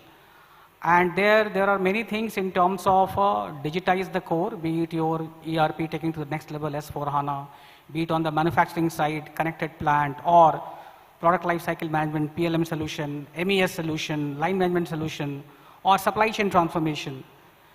Apart from this, on the supply chain side, sales and marketing side, customer data platform, and all these projects currently started. Some of them have gone live, some of them are in the stage of next phase and all. But summarizing all these on the technology side is very good. Okay, it has gone live because there was a lot of push from the management, there's a priority, there was a buying in from the process owners. But one big challenge is that this cultural transformation where you start driving the business based on the data, based on the insights. And that should be not at the top level, but at the last executions level also. That's one of the big challenges. Second, I will say that whatever investment and whatever the projects we have implemented, how we can get best out of that. There are certain objectives being set, investment been made, efforts have been put on, but the moment go live, in my previous experiences, and I am sure that you also have the same, most of the time you get defocused, or the focus is of not the same intensity to track that if something has gone live, how we can derive value out of that continuously.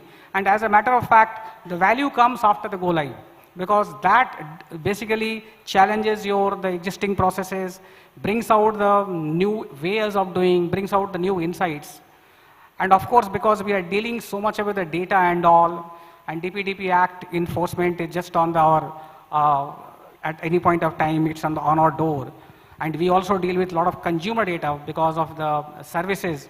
We sell around 2 million ACs per year, That means 2 million installations of the ACs and consumer data will be with us, which is a humongous thing.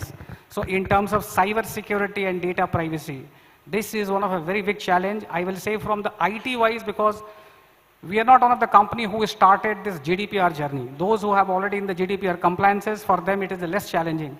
But conventional manufacturing industry focused mostly in India, starting this journey will lead to a lot of tools, IT tools implementations, and at times it may take away a lot of flexibility, which will create a lot of reluctance and resistance within the business processes. So data privacy, cyber security and compliances, that I will say one of the topmost things, because we are now generating a lot of data, and moment you try to bring that, the negotiations or the arbitration between the flexibility and the compliance will be there.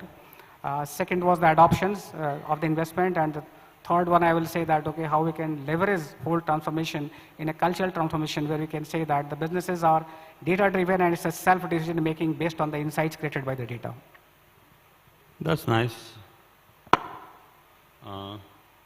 Rahul, you did talk about Industry 4.0 and AI. You did also talk about a good length on challenges around data management. While you did also talk about other like dependencies on OEM and all, I'm picking up the data management because it took some good part of your update. Gyan Sab, your point of view on compliance, cyber security shows that a different maturity that you have already reached, and you are almost ready to address those concerns. Now we have Anthony with us. I think some of these we would expect some kind of clear solution or viewpoints from your side. Is it so? While we are talking about challenges, I wish you talk about some solutions there. Yeah, thanks Gautam for the question.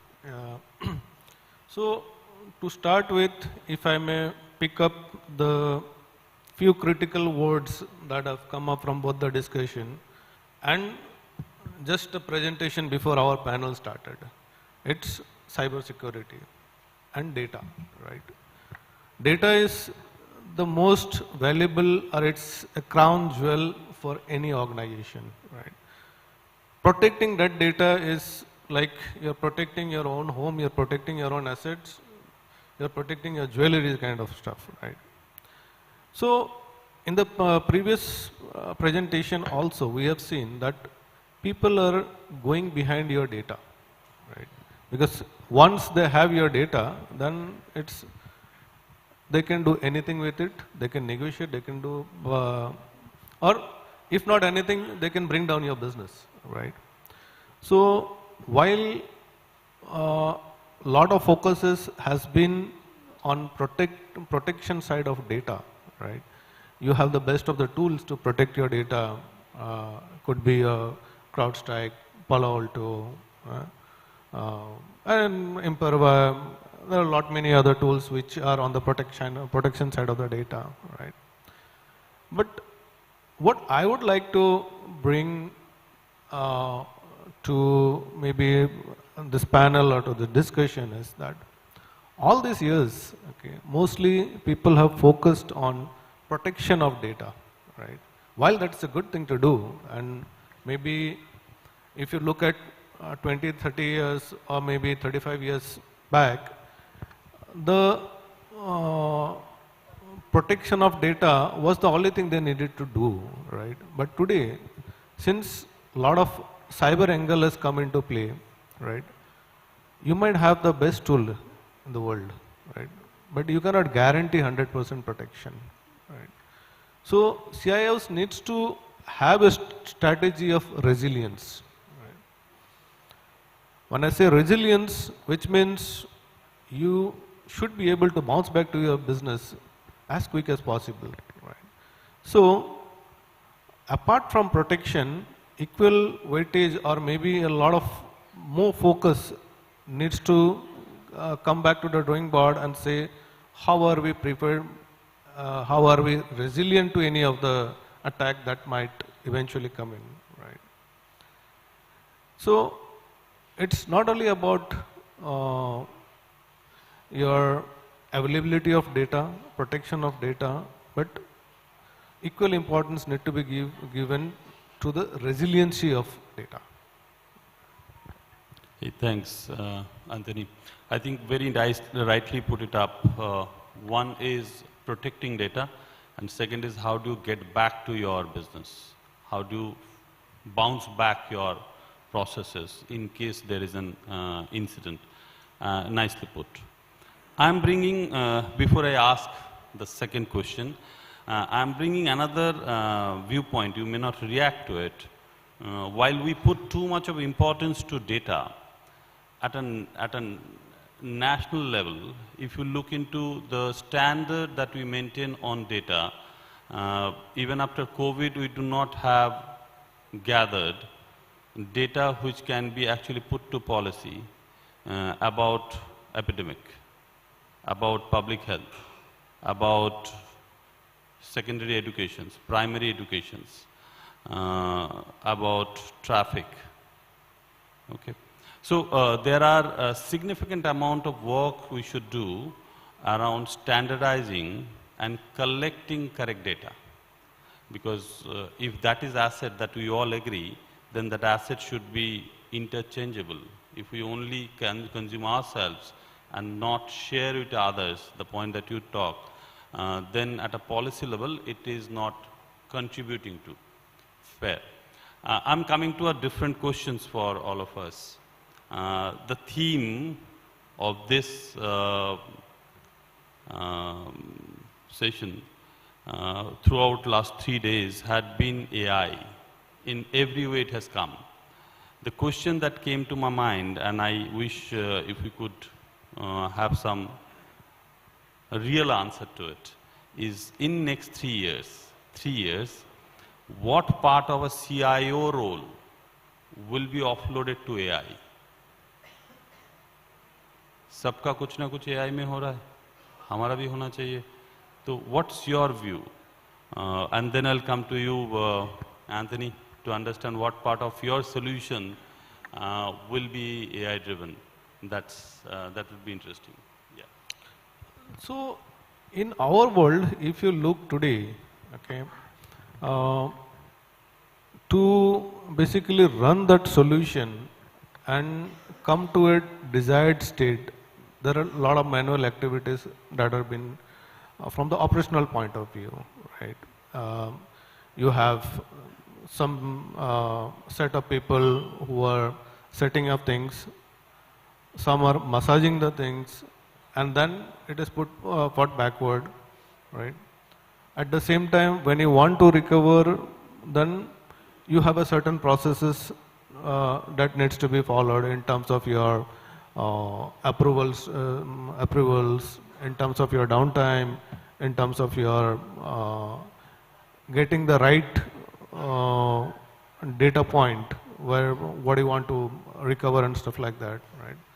So today we are working in a hybrid model. Many of the stuff are automated, many of the stuff are manual, right? Going forward, what I see is more or less it will get standardized using AI, and the repeated processes which have been done so far, okay, those completely will get automated, right? And that will be driven by the AIs. Now, it is not only that our industry as a backup would be using AI, right? If you look at the process that is going behind in terms of your support center, your contact centers, say in the event you are to be relevant to my industry, if you are attacked the ransomware, right? What are the processes that you need to follow to get back to your business? So in a way, you would make our life little more easy against the zero-day attacks or zero-day risks. Absolutely, absolutely. Because using AI, we are getting into we are eliminating a lot of manual steps that otherwise we have to perform, right? So once you are there during a zero-day attack, it's easier for you to really bounce back. Once you know your clean point of recovery, it's just a matter of how much data you have backend to come up immediately. That's a nice way. We would wait for that, Anthony. 0 days a residual risk for many of us. So we'll come back to you. Sure. Let me hear from you, Rahul. Yeah. What part of your role Correct. you think AI will take over? Okay. Just in a jolly manner, I would like to answer this question, but this is a tricky question. For last 2 days, there's a one buzz, one line. AI going to take job, yes or no? For CIO, this is yes and no. So AI for CIO need not to worry because they are already dealing such sort of stuff. But for manufacturing sector point of view, very soon there is gap between OT, that is operational technology, and IT, information technology. That gap going to be narrow, or it might be there is no gap. So CIO should start looking from that angle, because all the bosses have a different view regarding industry, that is the industry 4.0, how to achieve that. So in a jolly, in a joking way, actually very soon OT and IT going to be married, and CIO are the pujari. Okay, so joke apart, we should take the responsibility how to integrate such technology to support the AI and robotic and automation that lead to industry 4.0. So you're saying major part of OT will be taken over by AI. Yes. As you get into industry 4.0. Definitely. Fair enough. I see that there is a logic. Thanks for sharing. Yeah, thanks. Gyan sir, what's your view? No, I think our esteemed co-panelist has added a lot of insights, and that's. But before I add, I think that AI has become such an important thing and such a, for many of us, sometimes it's a curious, sometimes it's a worried. And anything and everything, you go to any forum, any event, any meeting, any board discussion, people who does not have even the technology flavor, they will talk about the AI flavor. Are you using AI? Where we are we trying to implement AI solutions and all? But keeping that aside, AI definitely is going to be the future. And whatever we work, we already have the AI flavor and we get impacted in our daily life by the AI. How the things will be done in tomorrow, that will be more and more getting impacted. For a CIO role, I will slightly differ from the Rahul, that whether the job will be taken by the AI or not. I think it will never be taken by the AI, yes or no. Instead of no, I will say always no, because CIO will become far more empowered and more strategic with the help of AI. How it will be? Because many of your mundane IT operations, incidents management, service delivery related automations, cyber security and incidents and all, with the power of AI, probably we will have to spend more time, we have to spend, less time, we have to spend less time in terms of monitoring the different infrastructure, selection of the tools and all, where things, and process bottlenecks, where we need to improve, what are things which are missing, the proper, your CMDB part, these will be greatly benefited and which will make the IT operations very, very efficient. And your responsiveness to for any incident becomes far more, I will say, agile and far more swift.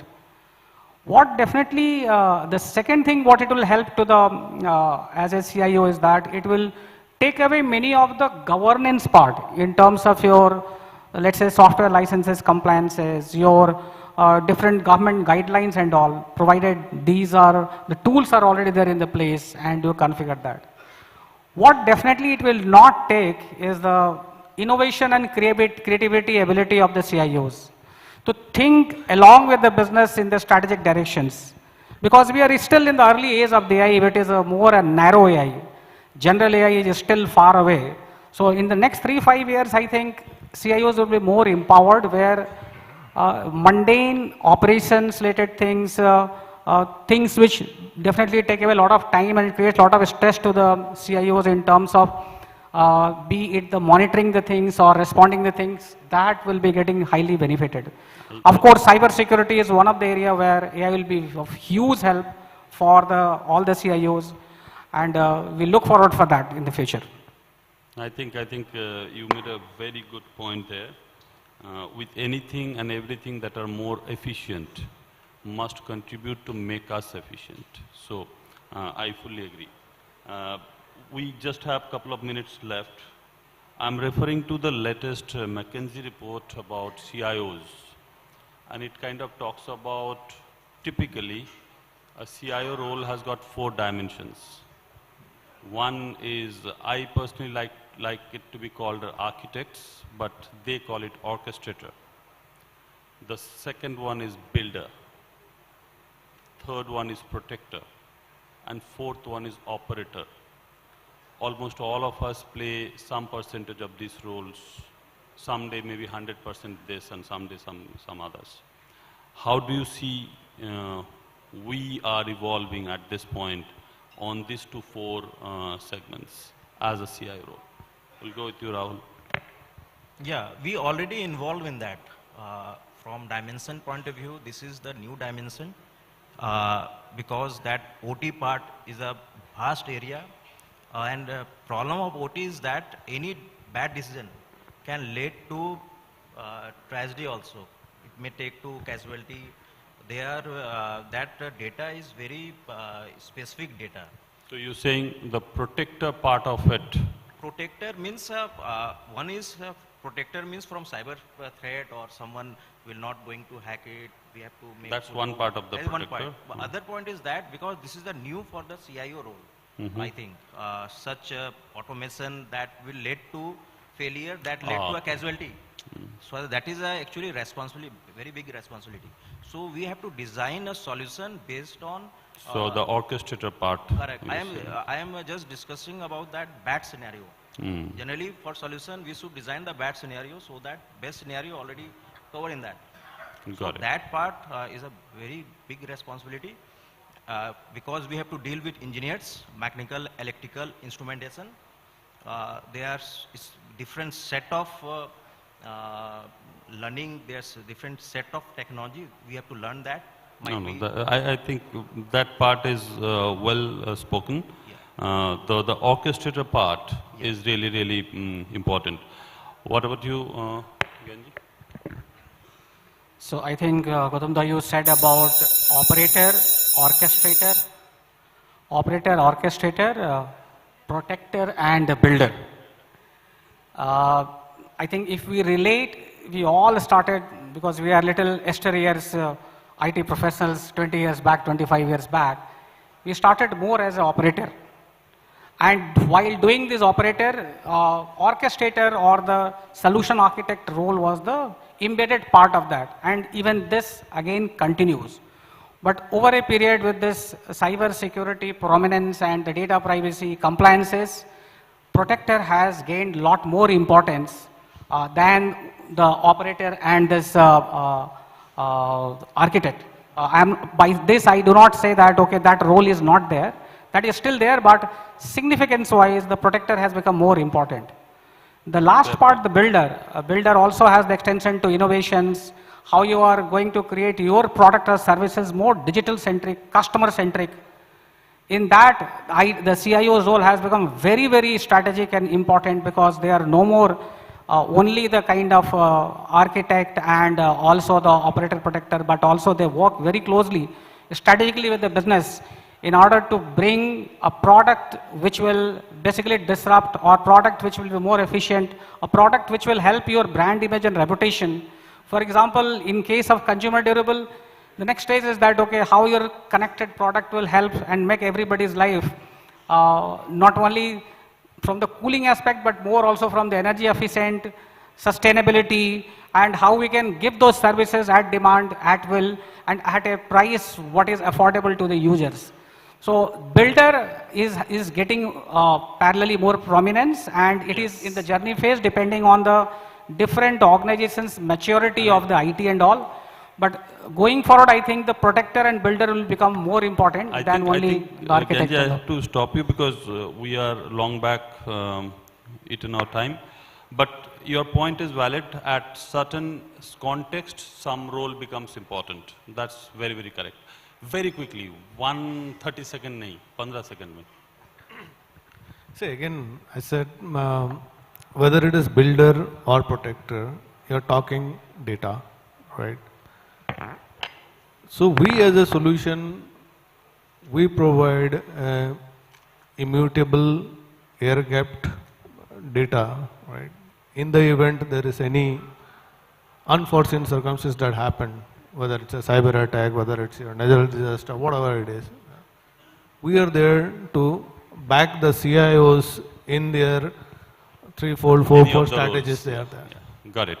Thank you all. It's been really, really nice for me to interact with all of you. I hope it made some sense. Thanks for your time. Thank you.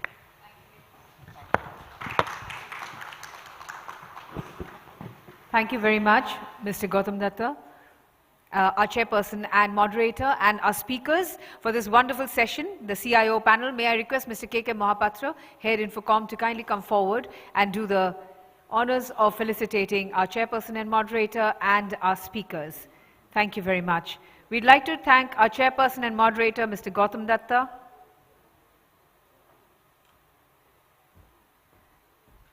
Thank you to Mr. Anthony Becerra. Thank you very much, sir.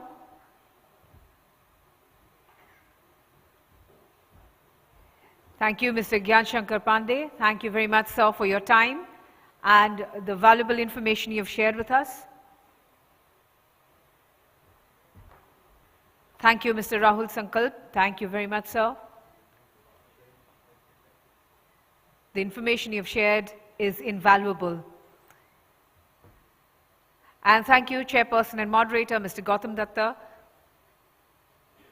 for chairing this wonderful session, the CIO panel, CIO Strategy for 25-26. We'll request the gentleman to kindly come forward, please, for a photo opportunity.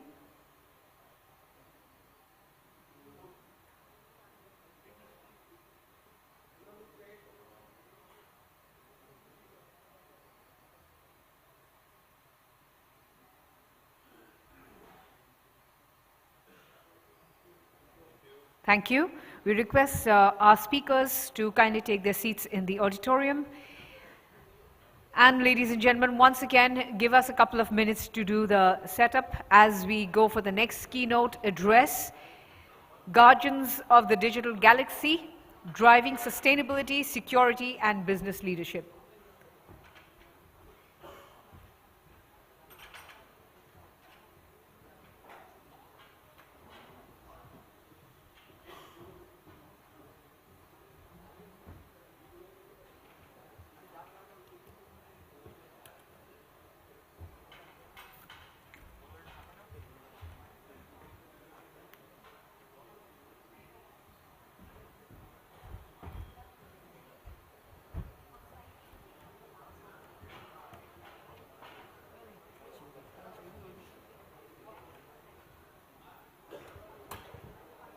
So for the information of all our delegates who are sitting in the back, there's one table here which is totally empty, 5 chairs in one table. The first 5 people who are going to come from the back to the front, I have been told that there are 5 prizes for all of you. And these prizes, these gifts are truly, truly invaluable. So here is the table. On my left,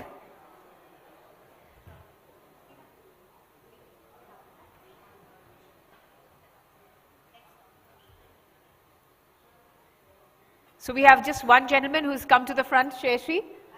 Yes, yes. So the gift is coming to you, sir. So since you are the first person to come to this table, there's a gift for you. Congratulations. And we start off with this keynote address. Guardians of the Digital Galaxy, Driving Sustainability, Security and Business Leadership. And the speaker is Mr. Ramesh Iyer, President and Chief Revenue Officer, HAPE. Please put your hands together for Mr. Ramesh Iyer as I welcome him onto the stage. A very warm welcome to you, sir, and the stage is yours. Good morning, audience. Good morning, audience of Digital Galaxy. Most of the CIOs, CDOs, and CISOs here, you are apparently the center of gravity in an enterprise world. And your job is essentially not just guarding, but also providing business value, right? The world is becoming increasingly digital. Economy is becoming increasingly digital economy. And data and sustainability is the new business currency. And who is at the center of all of this, the center of gravity that I talked about? It's the August gathering out here. You are driving, not just guarding it, but you're also driving business in an accretive way, evolving business value. We will talk about two important things here. It's not just about being a guardian of data or guardian of business or IT systems or deploying IT systems and running it, but also how do you scale from here? What is your CIO, CDO, CISO journey from here to a CEO role, right? Love to talk to many of you about your personal experiences and how will you go from here. The second part is there are many ways, pathways to reach that place, and there are easier ways to go there. And by implementing certain applications, your ability to essentially bring about impact to each and every stakeholder gets enhanced. And as a result, your ability to reach that goal is also eased up.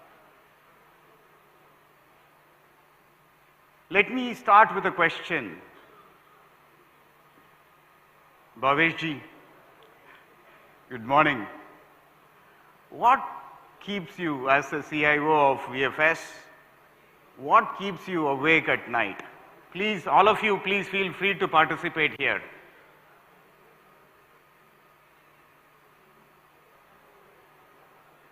Sir, this is a professional question. I'm not asking anything personal.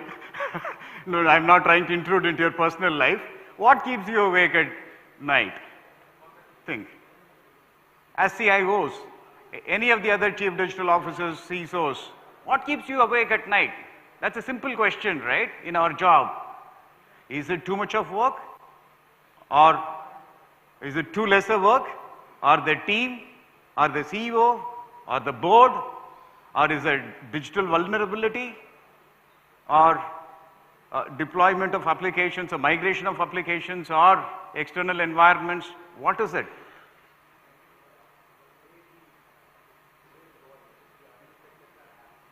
Yeah. If I can have a running mic, that will be helpful because there will be a lot of questions that I want to engage with the audience. Thank you.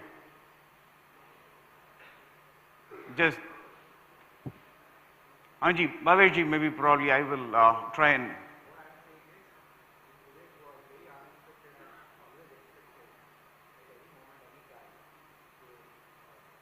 Expect the unexpected, okay?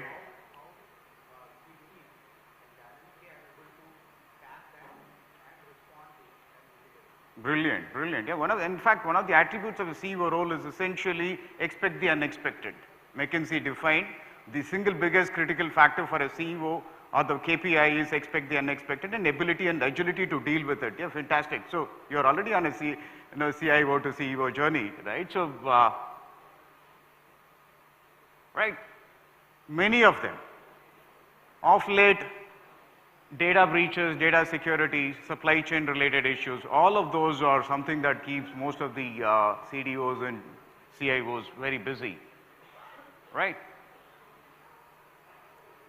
We are living in an increasingly digital world, and as a result, cyber crime is thriving.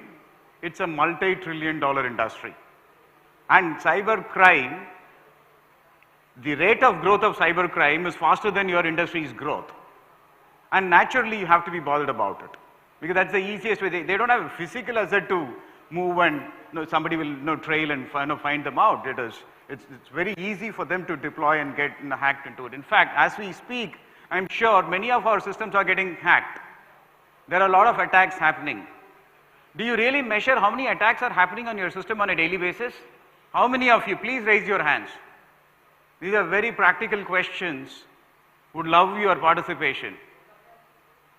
I checked before coming here. Yesterday, 674 botnet attacks have happened on my platform. Yesterday. So it's par for the course. This is going to be there because cybercrime is a very big business. It's a multi-trillion-dollar business and it is growing at 15-20%. Imagine at $1 trillion growing at 15-20%, it's a huge one, right? And hence, your job is not going to get easier. You have to be on top of the game. You have to be agile and also ensure that the risk is completely covered. All the safeguards are put in place. It's not just putting in safeguards, but also how do you take the business to the next level? How do you deliver value to the business, right? That's exceptionally critical for you. We have seen a lot of data breaches happening in BSNL and Angel One. This is just simple examples, right? Star Health got hacked, a lot of sensitive data got leaked. But at the same time, while this is happening, this is going to happen, and you got to ensure that all of this is fully protected. But at the same time, you'll have to drive value to the business, right? Value to each and every stakeholder. And what do? You're continuing to invest in IT, you're continuing to do a lot of business and digital transformations, right? So many companies, one of the examples, you have bigger, larger corporations spending a lot of money in digital transformation and business transformation, right? Some interesting stats. Here, the recent one you would have heard about, Hezbollah getting the pager crisis, right? Pager is exploded, right? 44% of cybersecurity threats are coming in from your supply chain. And 62% of the breaches are third-party vendors. Of course, there is an internal threat as well, but external threat is far huge. And specifically, you're not operating as a business in a standalone environment. You are integrated into a lot of external systems and external environment, a lot of ecosystems, right? So most of the third-party vendors are susceptible for breach in your system. And of course, digital commerce is fast becoming a $1 trillion opportunity, a $1 trillion business in India. So with all of this happening, the center of gravity for digital commerce is obviously the CIOs, right? And from here, if you have to move to the next level to become a future-ready CIO, what do you think should be the journey looking like? Where from would you be going from, for future-proofing your career and future-proofing your organization? Is there anything that you think that a particular skill that is required or a transformation of yourself to the next level? Maybe Harnath is here as next panel. Let me take an attempt at Harnath. He's a dear friend and he's also CIO of KPMG. Harnath, what do you think as a CIO? So you are a celebrated CIO, so I would love to hear from you an answer. Yeah. So what does it mean to be a future-ready CIO?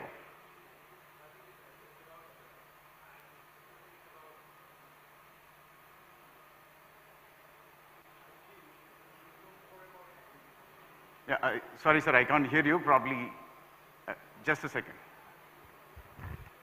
Yeah, I think Ramesh, it's about when you think future-ready CIO, it's about keeping your ears and eyes open on what's happening, right? I mean, one, the technology is moving very fast. So are you keeping upbeat with the tech that's changing, right? That's one. Second is with this change also comes a lot of risks, right? Do you understand when you bring that change, there could be a potential inherent risk that you are supposed to also manage. And third most important thing is it's not always fancy work, right? It's about running the operations also smooth. So you have to take a very fine balance between keeping your operations healthy while you're moving at a faster pace. It's about maintaining your car while you're running the car at a very fast pace. Absolutely. Thank you. Brilliantly well put. Thank you so much. Let me see how does it look like.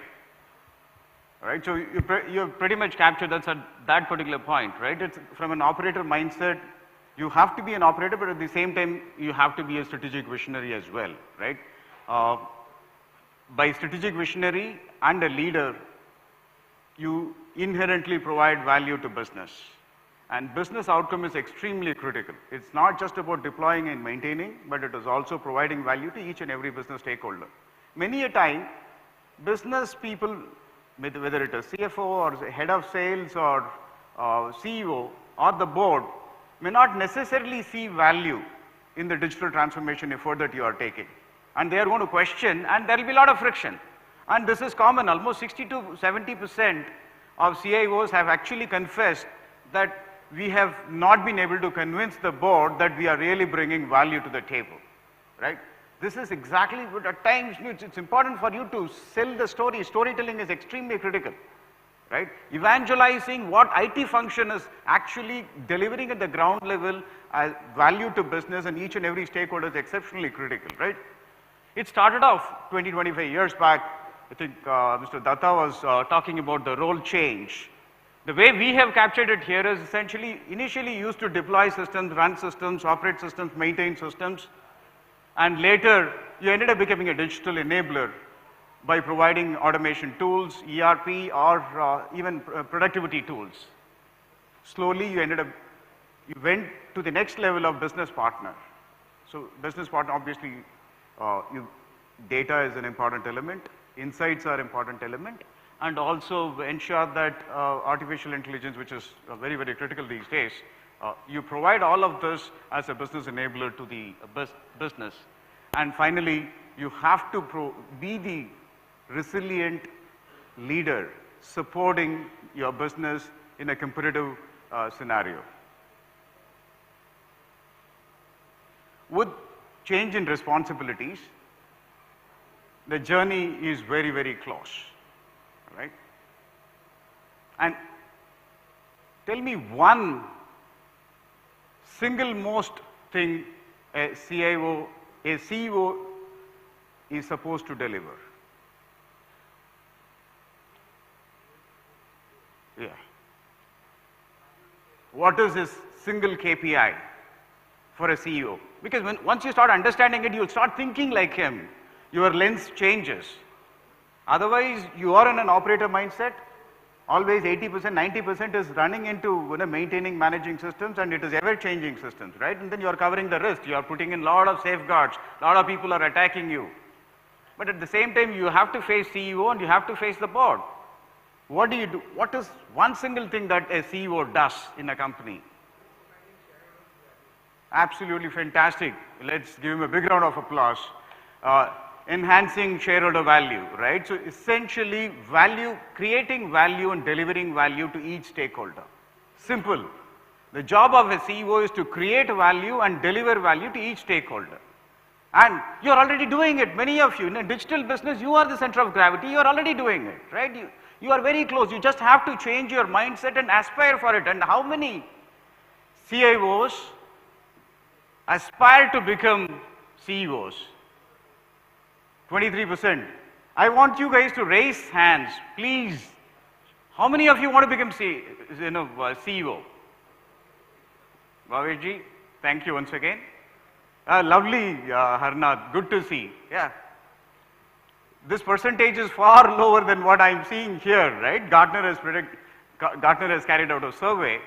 Do you know how many CFOs want to become CEOs? You have a lot of competition, right? I work very closely with many CFOs in the country. Just guess, how many CFOs wanted to become CEOs? More than 50%. And he's absolutely, 62% of CFOs want to become CEOs. Actually, only 8% end up becoming CEOs, right? But the gap is 62% to 8%, and the 8%, how did they become CEOs? It's because they deployed technology and they deployed AI. Nobody knows. Actually, that's a very vital thing. It's a toolkit that you have. And you are the guardian of toolkit. Nobody else is the guardian of digital toolkit, and then why not you aspire to become the CEO? A lot of industry pundits and industry leaders have come out with their own explanation, and they have concurred with what we are saying here. On one side, you'll see it's essentially about value proposition. The value that you create, the value proposition you bring to the table. Here, if you look at the gentleman is the CDIO of PepsiCo, and he's talking about business transformation, right? So essentially, you're bringing in that level. Who is doing the business transformation? It is the digital transformation eventually leading to business transformation, right? It is the CIOs who is doing this. So when you end up becoming a powerhouse with power, with scale comes responsibility, with power comes responsibility. And you do a lot of these, right? You do a lot of digital transformation, safeguarding sensitive data, safer, greener future. But to the board, are you delivering value, which is sustainable? Are you balancing growth? And also ensuring that the current assets created by the company is completely protected. Otherwise, you may deliver growth, but if your assets are gone, that's not a real growth. So, when you balance transformation, business transformation and security, you have a whole range of activities to do, and it is part of your toolkit, right? So you drive growth, you mitigate risks, you safeguard data, build resilience, the previous panel talked about it, elevate employee experience. Employees are one of your stakeholders, and the new mantra is, employee is the new customer, right? People used to say that customer first, customer first, customer first. I remember HCL Tech, one of the CEOs of HCL Tech said, no, employee is my first customer. Here it is, employee is your new customer, right? So, and then leading innovation. So, one place, now I'm leading this into a segue into the next part of the conversation. When you try and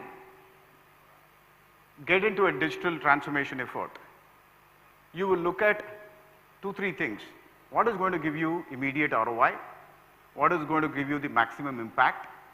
And what is going to give you a greater employee experience and deliver value, right?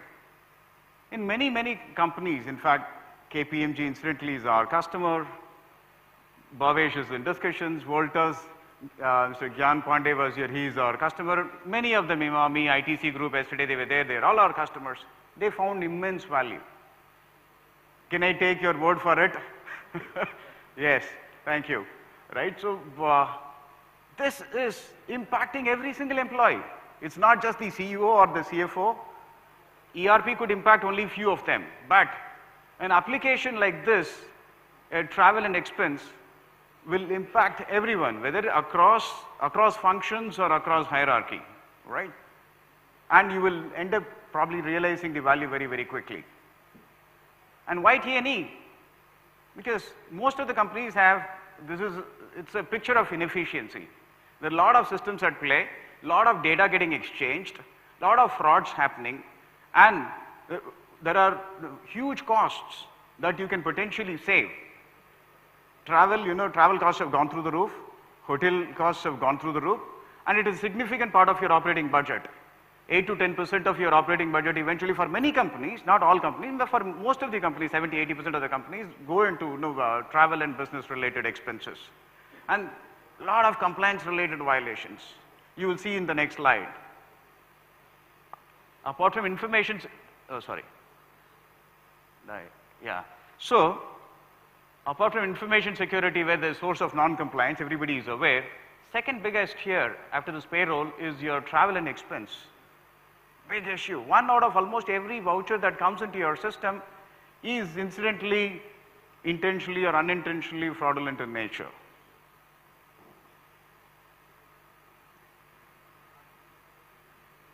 A platform like Happy, which is AI first, mobile first, cloud first, can enhance employee experience. How do we do it?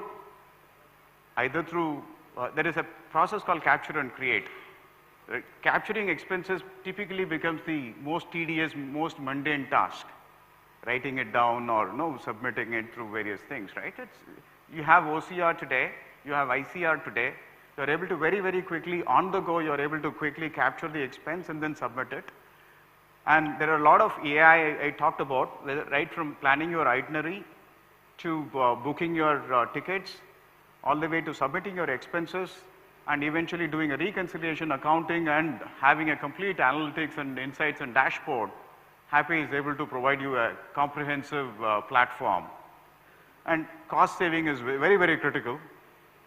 Smart audit has saved a lot of cost for tons of companies, right from Maruti to KPMG to others, right? So if there are any, it essentially identifies if there are any specific discrepancy in a report, it identifies, and then your employee is allowed to change that, right? Otherwise, thousands and millions of reports coming in, it's very difficult for manually track all of this. This is AI driven. And you see fare freeze. Business travel involves tremendous amount of cost. How much do you know you can save? For example, airline cost, 10 to 15% of the flight cost that you are currently feeling that, okay, whatever is coming to you after negotiated rates, these are all directly either with the airline or with the service providers, travel management companies. But there are various sources available in the world through which you can directly source that and get much better rates. Do you know NDC? NDC stands for New Distribution Capability.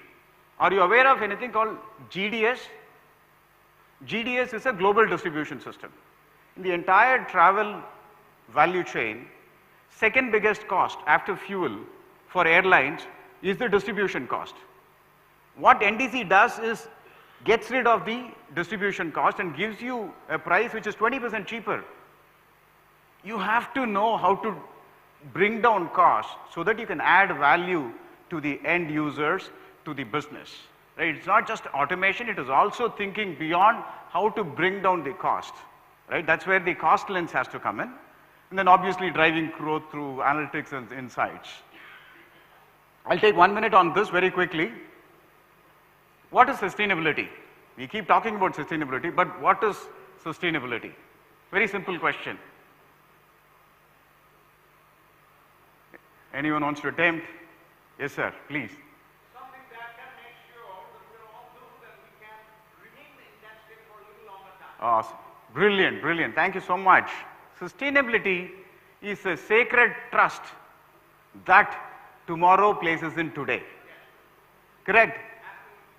Sustainability is a sacred trust that tomorrow places in today. And what are we doing as CIOs? You are enabling digital processes, or positively biasing those digital processes towards sustainable future? Let's ask ourselves a question. How many of you have sustainability as your KPI? Wow, good to see. Oh, okay, yeah, understood. Sustainability. We talk about sustainability, but we don't have it in our KRA. We don't have it in our OKR KPI, right? Then what are we going to deliver? Right? And how do you deliver? You deliver it only when you create processes around it. Because processes only will help you to scale and will help you to focus. For example, one simple example, right? So, if one of your employees is going to go on a business tour and he is raising a request, a message can pop up and it can positively bias him. Are you choosing the electric car for your cab travel? Are you choosing green airlines, carbon emission, carbon footprint? Right? It's all available. Everybody is tracking all of this. Once you start asking and allowing them to give additional incentive, maybe there is a 2,000 rupee difference, but still he is going by that airline. Or is he staying in a LEED certified hotel? So if it is a green hotel, why don't you give him an additional 2,000 rupees, but you are now creating a bias in the system, right? Sustainability is an outcome. The ESG is a set of criteria that drives towards the outcome. That criteria, please build it into your process. Unless you build it into your process, you will never be able to deliver sustainability. And security, right? Yesterday we spoke about security by design, privacy by design, zero trust, and audit trail, right? You have to have a very robust system in place to make it happen, and it's all of them are available and happening, right? So the future is not waiting. Time is a zero-sum currency. You cannot indefinitely extend. Why wait? Let's go, empower, transform, and lead. All the very best. Thank you. Thank you very much, sir. We are requested to kindly remain on stage, and I will request Mr. Dhruva Mukherjee, CEO of the ABP Group, to kindly come forward and present a memento to Mr. Ramesh Iyer. And a huge round of applause to Mr. Ramesh Iyer for this wonderful presentation. Thank you very much, sir. Thank you. Thank you. Thank you. Thank you. Really appreciate it. It has been a pleasure hearing you speak, and thank you for this precious time that you have shared with us. Thank you. Thank you, sir. We request you to take your seat in the auditorium. And we will now start off with the CISO panel, CISO strategy for 25-26. And we will just take a couple of minutes, rather seconds, because our boys are very, very efficient. They will just take a couple of seconds to do the setup, and we are good to go then.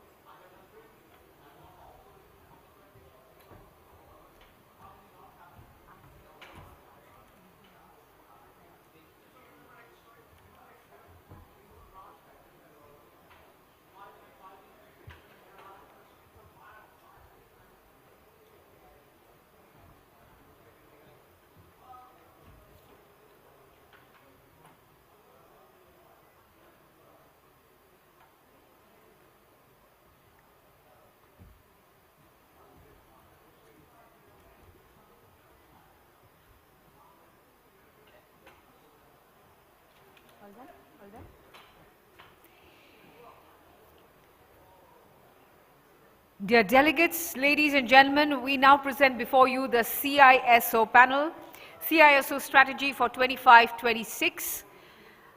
I would now like to request the chairperson and moderator, Mr. Haranath Babu, partner and CIO, KPMG, to kindly come forward and take his seat as the chairperson and moderator. And a round of applause for him. A very good afternoon to you, sir, and a warm welcome to this panel. Sir, please take your seat. Our speakers are truly industry leaders. I would like to request Mr. Abhijit Chakravarti, EVP Networks and Cybersecurity, Kotak Mahindra Bank, to kindly come forward and take his seat. And a round of applause as he walks onto the stage to take his seat. A warm welcome to you, sir, and good afternoon. We have with us Mr. Kaushik Nath, CISO ITC Limited. May I request you, sir, to kindly come onto the stage and take your seat. And a round of applause. Keep those applauses coming. Good afternoon to you, sir. May I request Mr. Krishnamurthy Ramesh, Global Director at Head Information Technology, Grey Orange. May I request you, sir, to kindly come onto the dais and take your seat. A round of applause for Mr. Krishnamurthy Ramesh. Good afternoon to you, sir. And a warm welcome to this panel. May I request Mr. Naren Basak, CISO and Head IT Operation, DCG Limited, DCG Digital, to kindly come and take his seat. Warm welcome to you, sir, and good afternoon. May I request Mr. Gaurav Duggal, Senior Vice President, Geo, to kindly come forward, please, sir. A warm welcome to you. Good afternoon to you, sir.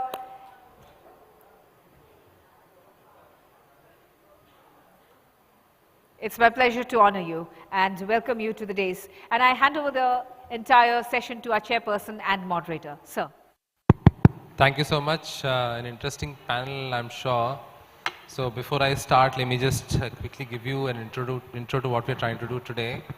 I'm sure you must have heard about a famous saying, a hack a day keeps a CISO awake, right? So I think the previous session was saying what's keeping the CIO awake. I'm saying a hack a day is keeping the CISO awake. I think that's the starting note. And I'm sure you must have seen some of the recent breaches which have happened. I think it's become the new normal, right? What was there in the past before COVID to what we have today, I think it's a completely different world. I think board is more aware, CISOs are more aware, companies are more aware about what's happening in the cybersecurity space. So having said that, we have an eminent panel here. Most of, I think all of you are CISOs, and I'm sure you can share the experience with the audience here. To start with you, Abhijit, I think, as I said, cybersecurity has been one of the topmost agenda for most of the organizations, right? And CISOs have been focusing on securing their firms, securing their organizations, and there has been and every day the scenario is changing. Every day the technology is changing. Every day the transformation initiative that the firms are taking is changing, or they're moving forward, which obviously are creating a lot of residual risks when it comes to adoption of some of those technologies, right? So given these evolving threat landscape, what do you think is 25-26 looking like? Hi, good afternoon, everyone. My name is Abhijit, and thanks for hosting me here. I'll divide my response into three distinct categories, right? So first is, what should the CISOs continue to focus on? One is cloud security. 45% of breaches happen because of cloud security inefficiencies. Vulnerability management. Now this is interesting. Statistics say that of the organizations that had been breached once, 37% of them have been breached again, mostly due to open vulnerabilities. Okay. The third thing is endpoint security and protection. About 27% of breaches and attacks initiate from the endpoint. They can go anywhere, but they initiate from the endpoint. These are the three things that will need continued focus. I'm not sure how many of you attended Gartner last year, not this year. There was a term called CTAM, Continuous Threat Exposure Management. Organizations will have to adopt this approach, a risk-based management approach, right? Looking forward, what should organizations be prepared for? I think AI-powered attacks, so use AI for security and security for AI. It goes both ways. Supply chain attacks, API security, and IoT security. I think IoT security and API security will come down a big way. Supply chain is already there, but this things is something that's going to drive, and obviously the AI piece of it, as you see more AI adoption happening, these are unknown threats, right? So, and hence I said that you've got to be prepared for it. You've got to build for it, right? So thanks. No, I think a good point. You mentioned about cloud security, vulnerability management, and endpoint security. I think these are the three key areas any organization must look at. And just hold on to that, because I think I would also want to dwell upon how a regulated industry like yours, which is governed by RBI, SEBI, right? How are you guys really looking at security, and especially in all these areas, right? And maybe coming to you, Rajesh, what do you think are these three threats or type of emerging threats that are coming up? I mean, while Abhijit mentioned about the area of focus, but what sort of threats are really bothering the CISOs these days? Thanks, Harinath, for an interesting question, and good afternoon to all of you. So now when we talk about in terms of security, security's landscape is changing very drastically. It is no more like, a predictable security. So, breaches. So the way that the things are moving on, the technology is evolving, be it in an AI space, be it in IoT space, be it in terms of analytics. So we are using AI for a double-edged sort of scenarios. One is for something which is defending, but at the same time, the same thing is getting used for the, breach also. So now the thing is, like, when you talk about a security, there was a days where we are talking about ki there is anticipation, there is something like knowing that this is how things will move on and this is how things will happen. Those days are gone by. The way the technology is evolving, the same way that the cyber security risk is also getting evolving day in, day out. So now, as we said, that the security is just a posture, no more a technology, because it's a mix of lot of things, especially when the AI has come up. So those days are gone by where we are talking about just a phishing attacks or maybe simulated attacks. Now we are also talking about something called deep fake. So how do you trust, like any request which is coming up, is it a genuine or not? Because when you see either what you see, what you hear, is you feel it may be a genuine, but end of the day it is not. Like we talked about two-factor authentication, we talked about multi-factor authentication, but now things are moving one step beyond it, and we are also talking about something like in-person, impersonation sort of attacks, where believing itself is becoming very, very difficult. So that is the area where we are, and especially AI is getting into the area where, it's very difficult to just say that, fine, I have just a zero trust, I have a technology in place, but I'm protected. Things are going beyond what we have imagined or what we understand. That's what I feel, especially in the AI digital area. No, I think it's an interesting point.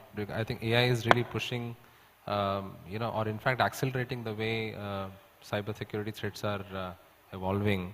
But I think CISOs are also employing a lot of AI to protect themselves using, using some of those solutions.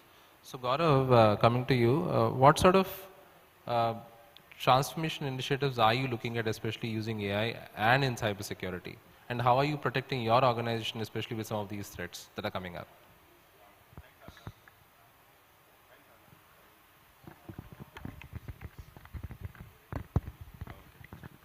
Hello. I think thanks, Harnath. Great points, Abhijit and Rajesh. So as my colleague said, AI is a new attack surface, new threat. There's a lot which happens. There are new attack surfaces, like we have launched our own GeoGloss. I represent Geo, which is on Metaverse. I've written a book also on it.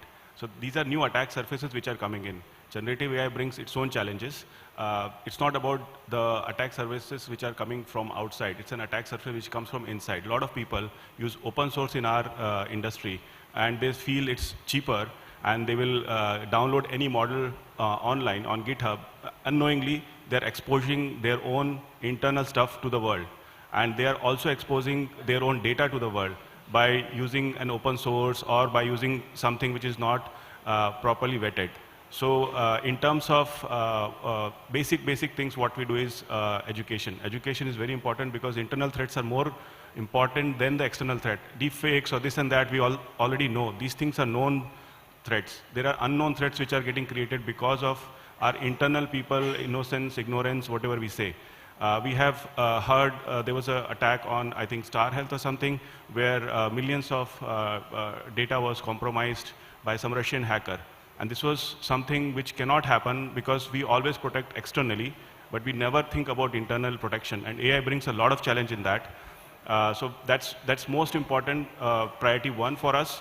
Apart from that, for countering AI, there are tools which are available in AI. We use a lot of things from the Zscaler and things like that, where we can protect ourselves because AI has empowered the hackers like they have empowered us as well in terms of DDoS, in terms of different kinds of complications, deep fakes. So we have to use new gen tech for taking care of that. So that is coming up by various industry practitioners, so we use that. For things like metaverse or IoT or the new age stuff, there is a lot of partnerships we do with researchers, educationists, and across world. We are partners with MIT, US, we are partners with IITs.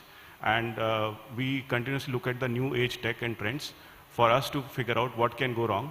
So that's the third point overall. No, I think, You're right, and as you were just talking about how you're leveraging AI, it was just on top of my mind. I can recollect the older days when we used to watch Mahabharata, right? So one person was throwing one arrow and the other person was also throwing another arrow, and there were a lot of other, a lot of action was happening. I think exactly is what is happening with AI, right? So one guy is throwing the attacker is throwing AI and you are also throwing AI on the opposite. So I think AI is fighting with AI. I think that's the reality now, right? I think most of the organizations have actually, while AI is being used for cybersecurity, to prevent as well as to create cybersecurity threats or the emerging threats that we are seeing. But I think last couple of years, most of the organizations have actually gone ahead and looked at zero trust, because I think you start by saying that I don't trust anyone, and then I only allow people whom I trust, right? So coming to you, Narayan, how do you think organizations are effectively implementing, zero trust, right? And how have you been able to create a business case for a zero trust platform if you have implemented? And have you really seen the value in doing so?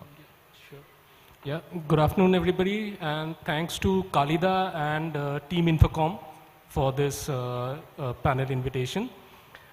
Yes, there are a couple of examples I'll give. I mean, as a CISO, what I've observed. I mean, we are talking about AI and we are talking about zero trust. So when you talk about zero trust, it's actually you don't believe anybody. That's the English meaning. But the literal meaning is basically you have to reduce the attack surface. That's the major challenge. I'll give you one example. Like say for example, we have in our organizations, we have got a network. So when we have a network, there is a LAN and there are a lot of cables lying around. So one fine day a vendor comes in, or any of the organization users itself has done all the processes and brought a device on BYOD. So the cables, the LAN cables are lying around. So the vendor or the person who has procured a device on BYOD comes in and plugs into your network. So he is directly connected. The IT person doesn't have any idea what is going on. So the best practice in the coming days should be you remove all wired connection. See, ISO 27001 says clear desk policy. Okay, so you remove all the wired connections and you go for a Wi-Fi connection throughout the entire network, throughout your entire premises. So when you set up a Wi-Fi network, what is happening is you will create different SSIDs, something for the client, something for the vendor, something for each department, something which only has got internet access, nothing else. So once a vendor comes in or a user or a member of that organization procures a device on BYOD, he or she has to contact the IT team. The IT team is going to come in, check the device and give the appropriate SSID to that gentleman or lady. So this is one example which we can look forward to. So that will reduce or rather enhance the zero trust. Another example which we are all aware of, like since the COVID days, we are on say either work from home or on a hybrid mode. And when we are working on a hybrid mode or work from home, definitely to connect to the network we will use VPN. So in a VPN what happens is you are given a user ID and you are given your credentials. Going forward, switch to a ZTNA VPN, wherein there are regular authentication happening. Like I am from TCG Digital. We are an analytics company and TCG is a pretty big group. We have got a research organization also inside TCG, which is called as TCG Crest. They are all researchers and they are researching on quantum computing. So when I speak to them, they will say that in quantum computing, cryptographic algorithms, then your encryption algorithms, they are going to change a lot. So it's high time you develop a zero trust culture in your organization and be ready for quantum computing. Now, you have developed your premises using zero trust. You have mentioned, you have given zero trust VPN to all your users. So what is happening? You have to set up MFA for all the users, and in all probability, in addition to when you have delivered MFA for all the users, you have applications which are there in private subnet going over, connecting through, say, load balancer. It can be an application load balancer or a network load balancer. Why not move all applications to a SSO? So that will ensure one more level of security also. So that is about the networking part. Now you have set up your network, ZTNA done, MFA done, SSO already done. What is the next step? You have to monitor. So once you start monitoring, you gather all the logs, security logs, user access logs, application logs, you gather everything. And we in TCG Digital, we have a product which is an AI product, TCG M-Cube. So what we do is we push all these logs into our models and we have a report. So once we have the report, which basically allows us for threat intelligence analysis. So once we do a threat intelligence analysis, we'll be able to figure out what are the changes we can do in configuration management. So that's basically the whole cycle of ISO 27001 you are going through, and you are making yourself most robust in your network, robust and resilient network. No, I think thanks, Narayan. That was really a step-by-step guide for a CISO to set up a ZTNA. I think an interesting, I mean, I'm sure that's coming through experience. I think I was talking to one of my colleagues a couple of days back. He said, what if Newton was alive and he had a third, his third law had to be translated to cybersecurity, how it would look like? So, I mean, it's just a conversation. He said every action has equal and opposite reaction. So every attacker, the intensity of the attack has to have an equal and opposite, amount of protection that needs to be put in, right?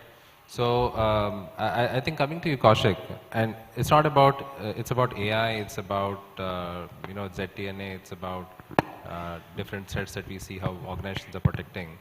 But I think it's equally important to have skilled resources, and a conglomerate like yours, which is ITC, multiple businesses, multiple challenges, multiple attack surfaces typically you would have, because the businesses are different, right? The nature of business itself, and it also opens up to multiple issues. How are you preparing your organization in terms of having the right skill sets while you're acquiring the resources, to training them, retaining them, and making sure that they progress and they are upskilled to the latest in terms of what's happening in cybersecurity? Absolutely. So thanks to INFOCOM. Good afternoon. I'm from ITC and really privileged to be part of this August panel. And very pertinent question about talent. As you know, that security industry is always struggling for talents. So as an organization, what we have taken as a different strategy for attracting the talent, retaining the talent, and developing internal talents. So let me double click on each of these and tell you that what exactly we mean by attracting new talents. One good thing about ITC is that we have a good brand. So brand value plays a very important role. Wherever you go, people know the brand and they wanted to join the brand for their career path. So that problem is solved. The second challenge is that how do you ensure that you train the talent and ensure that the talent is hired with a pre-developed skills. For that, what we do is we join hands with academia, tell them what exactly the skills which is required in forthcoming years, so that they incorporate those technologies or skills in their course curriculum, and the workforce is ready to be to do the production. Okay, so that way we can reduce the training time and can hire them immediately, and they become productive day one. And the third thing what we ensured that we add diversity to our workforce, because this has been proved with data that the more diverse your workforce is, the retention becomes easier. So you'll hardly see any women security specialist. In many organizations, you'll see probably 10:1 or 9:1 workforce. So how can we balance that and ensure that it gives you or it helps the organization to retain the workforce and can deliver good productivity outcome? The second part is that how do you retain these talents? That is a bigger challenge. Probably with a brand value, they may come on board, but after 2 years they may leave because they acquire knowledge, they acquire skills, and with a better salary package, they might leave the organization. So that's a bigger challenge we face. So couple of steps or couple of initiatives we have taken. One is that create a good work environment or flexible work environment that you can work from anywhere.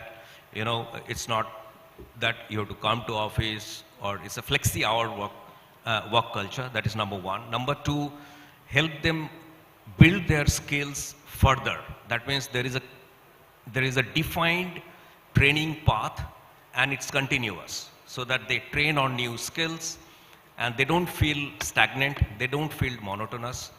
So that helps them to keep the momentum on. And the third thing is reward programs. Okay, the moment they achieve something, and create small achievable goals, so that those can be achieved quickly and they can be rewarded appropriately. So these are the three strategies really helped us retain the talents. And the third aspect is that how do you develop internal talents who are already there but not from cybersecurity? Like, Abhijit mentioned about three major risks: ransomware, internal threat, supply chain risk.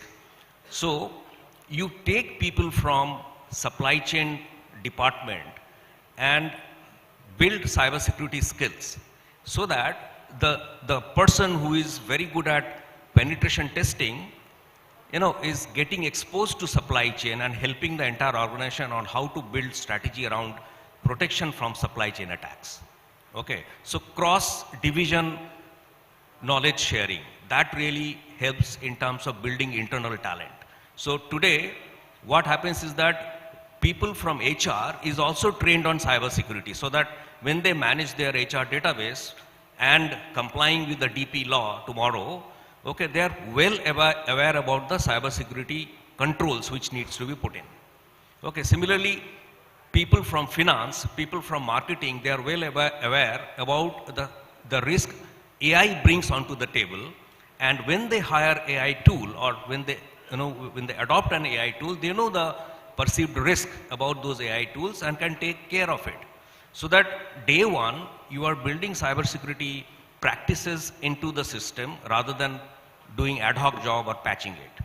So I think these are the points, how we retain the talent, attract the talent, and develop in-house talent. So I think one thing which has proven that how much ever technology you put, I think human values and human element will remain at the centerpiece. It remains as a centerpiece, because without humans you really can't drive what we intended. While we get bots, we get technology, but somewhere if you're not in the right kind of skill sets to deploy, manage, and possibly run it, right? So I think it won't work. Right? So on a lighter note, I just wanted to share that today morning I was looking at a JD, and that JD says that the qualification is BTech, and the person need to have firewall configuration gateway configuration, email security, endpoint security, cloud security, penetration testing, vulnerability assessment, everything, all security jargons are there. And it's very difficult to find this kind of skills, and it should be a leadership, also have a leadership skills. So organization need to also take care that when you prepare this kind of JVs, these are also aligned with the skills which are available in the market and what your organization requires. Okay, that is also important for attracting right talent. Okay, if your JD is not correct, probably the talent will not look for that. Right. I'm happy that you didn't say it was in the matrimonial ad, because that will also happen very soon, right? The number of sets that are happening, possibly somebody will be looking for a bride or a groom with all these skill sets. No, but coming to you, as I promised Abhijit, I think your business, which is BFSI, is highly regulated. I think everything that happens in terms of cybersecurity and obviously the alignment of the CISO to the way the regulator constantly, watches you or watches any organization like a bank or an insurance company. And obviously, after it, you've seen multiple issues with some of the insurance companies where tons of data got leaked out and CISOs have been put in front, right? And I'm sure most of us are aware of such incidents. While it was not established, what do you think is the thinking, especially how are you guys really coping up with some of these regulatory issues versus these new age problems and people issues, right? And how are you guys really managing this on a day-to-day basis? Again, I'll answer this in two parts. So, first thing is to get the trick correct. Okay, now this trick is not the English trick, T-R-I-C-K, it's minus the K. I'll explain what it is. It is just TRIC, it's a self-coined acronym, holds good, but this TRIC stands for threat, risk, impact, and criticality. What is your visibility on that trick, TRIC? I think that's the starting point.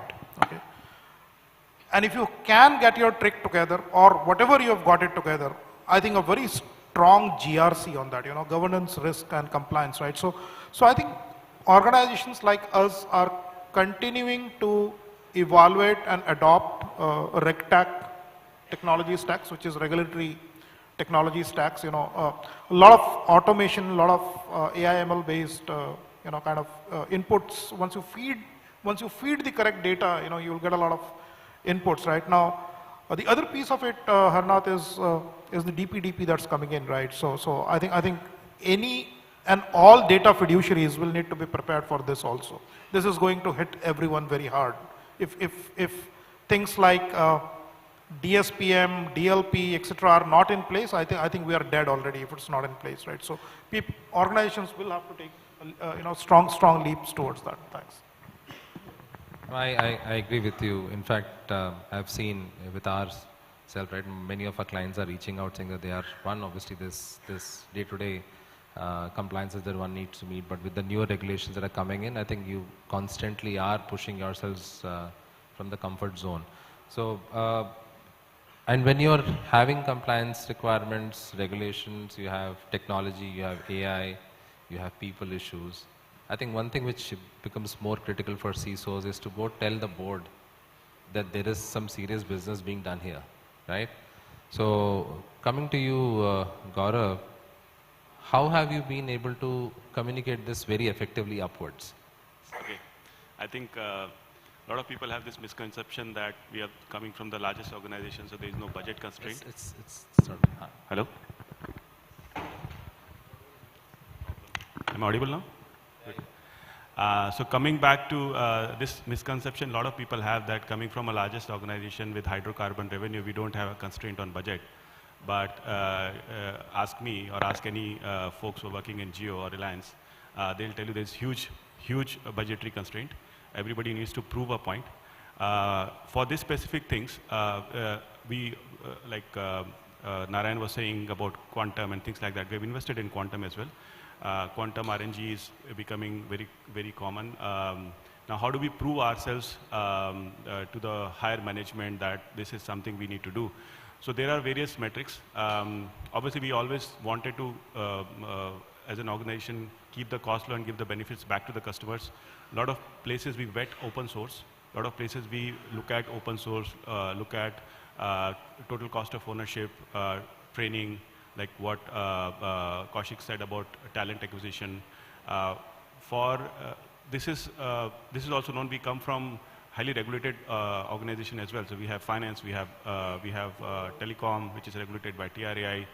So there is imperative coming from that industry itself that this is something we must do. Otherwise, if data is not just loss of money, but it's loss of reputation. And if you just put that point across that there is a loss of reputation, we need to go and look at quantum security. We need to invest in quantum chips. We might be the first or one of the first organizations to import quantum chips and implement that in our messaging algorithms. Right now, if you know, Apple iMessage is all quantum secure. Quantum is going to be a big thing for cybersecurity. All our messaging is also quantum secure in Reliance. So we have, the basic thing is loss of reputation. If you keep that that's the number one thing. Also review it ourselves on multiple sides, analyze risk versus reward. So what we are going to get in terms of saving by investing that much. The basics of budget 101. So that's one more important thing. And internally, how much ever you can use open source, how much you can do for the talent acquisition, like we did. My cybersecurity expert is a lady, right? So the diversity plays a vital role, what Kaushik said. If you have a diverse environment, there'll be high retention rate as well. So these are the things. I'm sure the bell has ring. I have a lot more to say, but I think we can chat offline. No, and thanks a lot for that. I wish we had more time. I think this was just starting up. We were just warming up. But thanks a lot, gentlemen. I hope the conversation was fruitful and beneficial for the audience here. I would want to have the conversation going forward as we step out of the stage. But in case anybody wants to continue with this, I think panelists are around, so you can ask any specific questions. But thanks a lot, gentlemen, for all your inputs. Yeah, thank you so much. Thank you very much, Chairperson and Moderator. And our speakers here, may I request Mr. Dhruva Mukherjee, CEO of ABP Group, to kindly come forward and do the honors of felicitating our Chairperson and Moderator and our speakers. Chairperson and Moderator. Chairperson. No, Chairperson. Okay. Thank you very much, Mr. Gaurav Duggal. Thank you, sir. Thank you, Mr. Narayan Basak. Thank you, Mr. Krishnamurthy Ramesh. Thank you very much, Mr. Kaushik Nath. Thank you, Mr. Abhijit Chakravarti.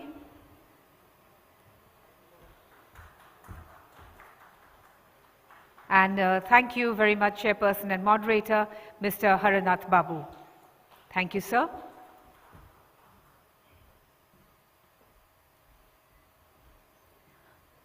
This has been a wonderful panel, CISO strategy for 25-26. May I request everyone to kindly step forward for the photograph?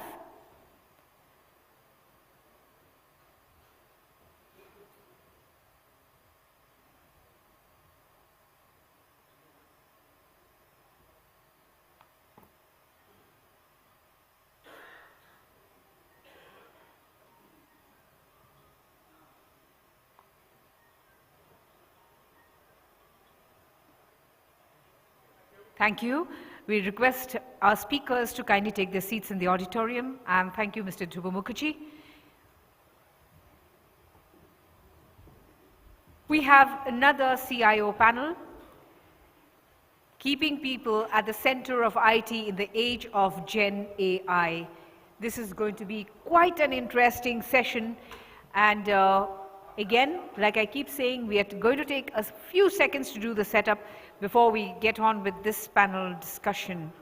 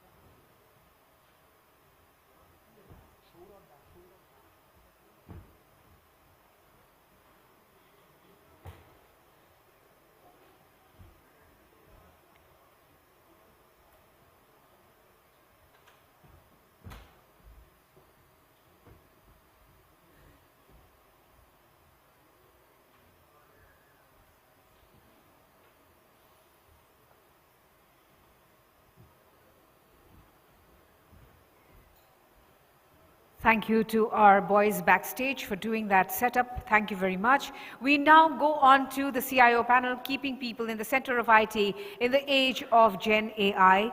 And our moderator is Mr. Prasenjit Roy, Chief Strategy Officer, NTT Data India. May I request you, sir, to kindly come onto the dais and take your seat.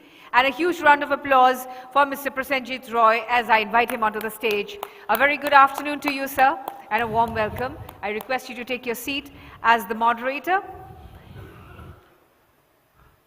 We have a wonderful set of speakers, Mr. Saurav Das, CDIO, Rupa and Company Limited. May I request you, sir, to kindly come onto the stage. Again, ladies and gentlemen, I'll request you to keep those applauses coming as I request Mr. Saurav Das to kindly come on stage. Good afternoon to you, sir.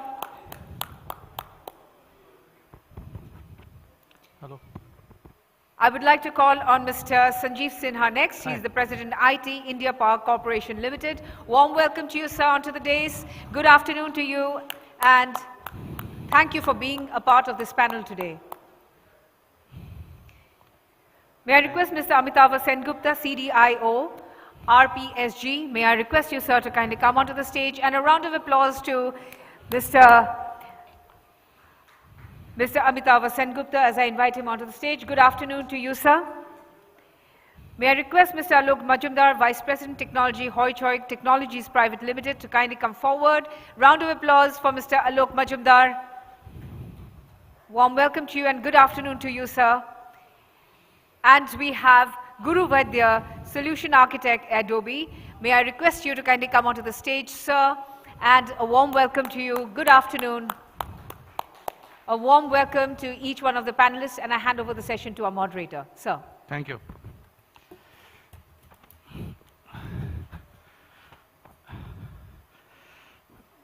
Very good afternoon. I hope I'm audible. Okay, good. I know it's the most tough thing coming between you and lunch, but I just want to say one thing, okay? You have two types of food available: food for thought and food on the table, okay? Food on the table you can always have every day. But food for thought from the elite panels, it hardly comes every day. So, make the best use of it. The topic for today is keeping people at the center of IT in the age of Gen AI. Let me put down some thoughts of how I'm going to run this panel. As a moderator, I will set the context, and then I will have around 5 questions for my panel members. Examples and storytelling narrative would be highly appreciated. I would then request for the participation from the audience, okay? At least 2 to 3 questions from the audience. This is a topic that concerns everyone, okay? So everyone would have a voice and say, okay? So you cannot say that I don't know, etc., okay? Then I'll bring it back to the panel, and I'll request the panel members to sum it up, okay? In 30 or 45 seconds, basis the conversations that we have, their parting shot, okay? Concluding remarks, okay? So let's set the ball rolling.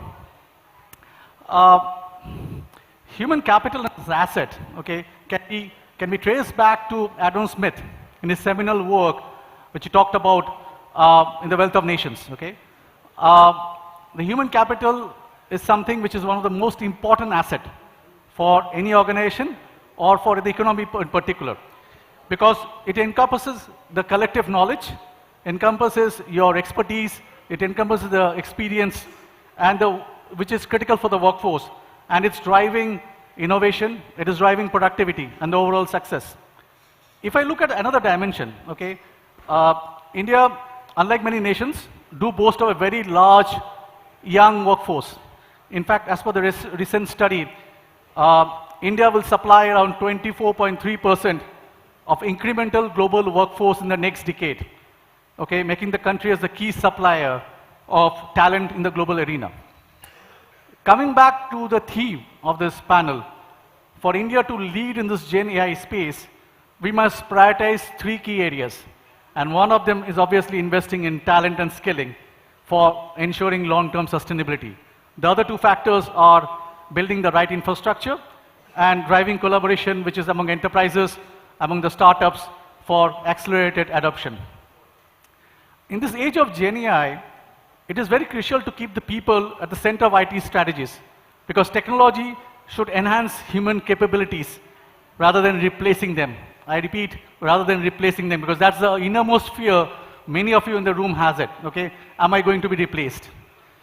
And some key points to consider is human-centered design, skill development, cultural adaptation, leadership readiness, as well as ethical consideration.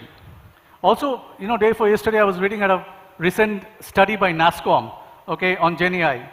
And they said the AI skilling and talent development has moved up the curve, okay, from advanced AI upskilling from the earlier one, which is Gen AI literacy.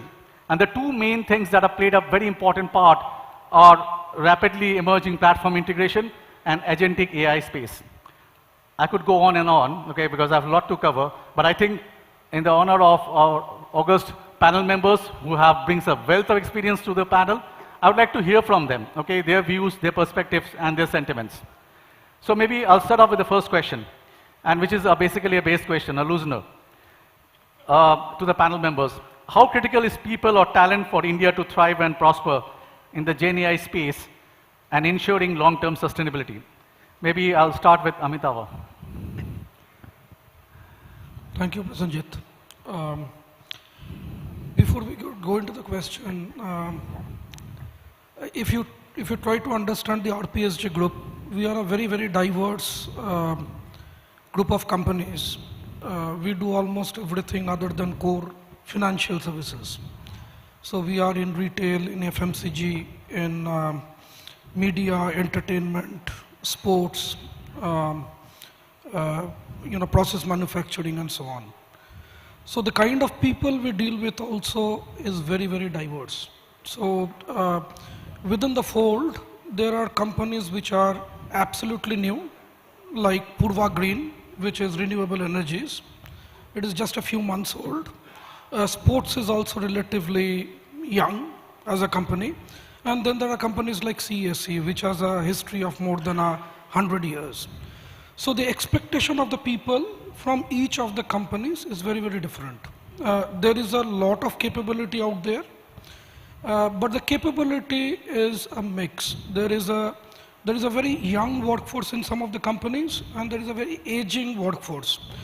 Capability is there throughout, but getting used to some of the new things takes a bit of time. So talent, there is a significant amount of talent which we are augmenting with people we are bringing in from inside. From a core infrastructure perspective, all the layers are going through tremendous amount of change. Our hardware is changing, it is becoming more and more hybrid. Our data layer is changing, our application layer is changing, so there is humongous change. So it becomes more and more challenging for the people, not only the people who work on those technologies, but also people who consume those technologies. So we are extensively using AI and Gen AI. And I kind of extended it to AI as well, because I think AI, ML, Gen AI, that journey is kind of going hand in hand. For example, if you look at it, we have a plethora of documentation, right, in our contracts, with the HR department, with legal, regulatory, and so on, right? So one of the things that we have been doing is using AI tools to consume some of this documentation, so that it makes work easier for everybody in the ecosystem. So agility, ease of operation, and all that is kind of taken care of. One thing we have to keep in mind as we move further along in the AI and Gen AI journey is that explainability is something that we have to be very, very clear about. And nowadays, there are tools which assist in that explainability, but everything that the tool does has to be explainable, right? So while we are using technology more and more, from a people angle, people who understand the basics of how the technology works is very important. And that is only possible through upskilling, and cross-skilling the people that we already have in the system. So that in a nutshell is how we are looking at people in the Gen AI and AI age.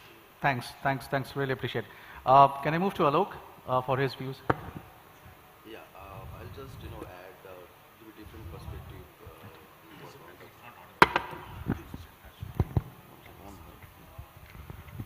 Is it good now? So I'll just, little bit different, perspective from my industry, right? Because what Amitabh has said mostly covered the thing, right? For us, it's a little bit different, right? Because we are the industry who took the first toll of this whole GenAI, where anybody can create video, image, and story, right? So creating is important, and GenAI, directly hit on that part, where a certain level of, perception has grown that anyone can be creative, right? Which is fine, but can anyone create anything, anytime? That was a long, standing question, and the GenAI has probably, started giving that scope to people. So having said that, we are very, our approach is very cautious. We identified areas which belongs to creative, corporate, business, and other aspects, and then go and create one or two, small use cases where we can see that GenAI could be one of the, proper kind of a, right fit for that, depending on the output and the results and accuracy and all.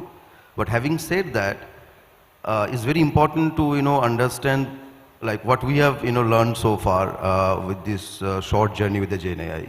The two things need to be, understand very, we need to understand, and we need to study very carefully. Is one, what exact use cases that we have, and those use cases will come from our overall AI strategy or policy. It cannot be done in silo. It's not about the process. It's about how the whole organization is looking at the GenAI or mostly GenAI part. That is one. And second is, I mean, what I'm trying to say, like, you are going for GenAI if you have use case. Don't create the use case because you have to use GenAI. Because everybody is talking about GenAI, so I need some use case, let's do it. Probably that's, and that is why even we have seen, like early days, probably 80% of my POCs never went to production. Right? Because we started, experimenting a lot of things. Yeah. So, being a media and, a storytelling company and OTT company, our, approach is very, kind of a little bit of defensive, I would say. But we are like, identifying, each and every use cases and trying to find a right fit into that, right? Say that, if you talk about tools, so every tools now comes with, a GenAI capability. Some of them are really having a GenAI capability, and most of them are actually wrappers.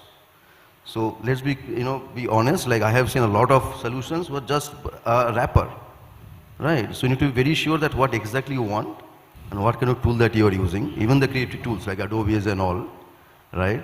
So like they're making our life easier, my people life easier, right?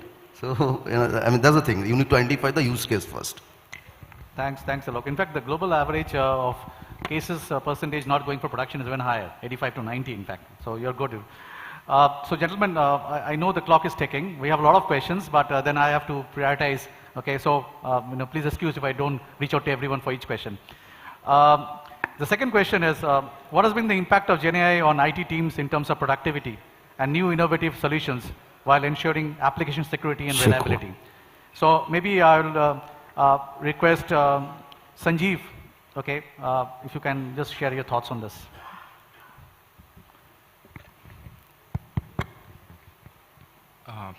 Yeah, so the new environment today, when we talk of technology, Gen I is the key thing in, we all know that. There have been a lot of discussions on the adoption or bringing in Gen I into a daily operations, which is very, very important. And I think most of us are convinced that this is the way forward, this is how the productivity will improve. But however, in this journey of adoption of Gen AI and ensuring the higher productivity for which it is designed, there is a very important component, which is the people. So people form the most important element of the adoption of Gen AI. So even though Gen AI has a lot of useful use cases that can be applied in our industry, in our area of work, I think it is the people who will actually do this adoption. It's not the technology which will work. It is the people who will make this technology work. And that only will lead to the higher productivity. I'll give you an example. I come from a power industry. We are into power distribution. One of the cases was to monitor the distribution transformers to ensure high uptime for the consumers. We had a manual way of monitoring distribution transformers, and thereafter we put IoT devices, captured the data, and then we used AI tools to see the impact, to monitor them. Introduction of this technology was a very short one, fast one. It is the educating the rest of the people which was the main element there. So it's in every project that we have seen, technology is fine, but train your people. It's just train, train, and train. You cannot bring in AI trained people, but you can train your existing people with AI, which will actually lead to a better productivity, for which AI is supposed to work, right? It's supposed to give you those benefits. So it's my advice to everyone is that just train and train and train your existing people. That is the only way you can improve the productivity in your organization and actually reap the benefits of Gen AI. Thanks, Sanjeev. Training, training, and training. Yes, absolutely pertinent. Maybe going to the other end of the spectrum. Guru, your thoughts? Well, I think there are several things that IT teams should consider before adopting any Gen AI solution. I think there are, for example, ethical consideration around every model is only as good as the data it was trained on. Is the platform that you're adopting transparent enough to share what was used to train the model on? There's also concerns around training the model on your data, on the prompts that you use as well. So I think there are these nuances that need to be taken into consideration. My fellow panelists have already mentioned about, how, like for example, training is a very important criteria to train and make sure that change management is smoother. Our job as tool makers, I'm from Adobe, so our job as tool makers is how do we simplify the user experience to make it more intuitive, to make it so that these capabilities are available within the confines of the tools that most of your employees work with, so it's more convenient and easier to use. How can we reduce the complexity of generating prompts in order to maybe prompt different prompts so that it's easier for users to adopt. But these are some of the things that I think a lot of organizations, especially IT teams, should be considering before adopting, because there are hundreds and thousands of different, Gen AI providers out there. And so I think having this due diligence in scrutiny before adopting the tool will really help the organization ensure that everybody has a great experience while using it, and at the same time, security, confidentiality of data and stuff is maintained in the process of adopting and using these applications. Thanks, Guru. Thanks for summing it up nicely. The next one, and I think this concerns every one of you in the house today.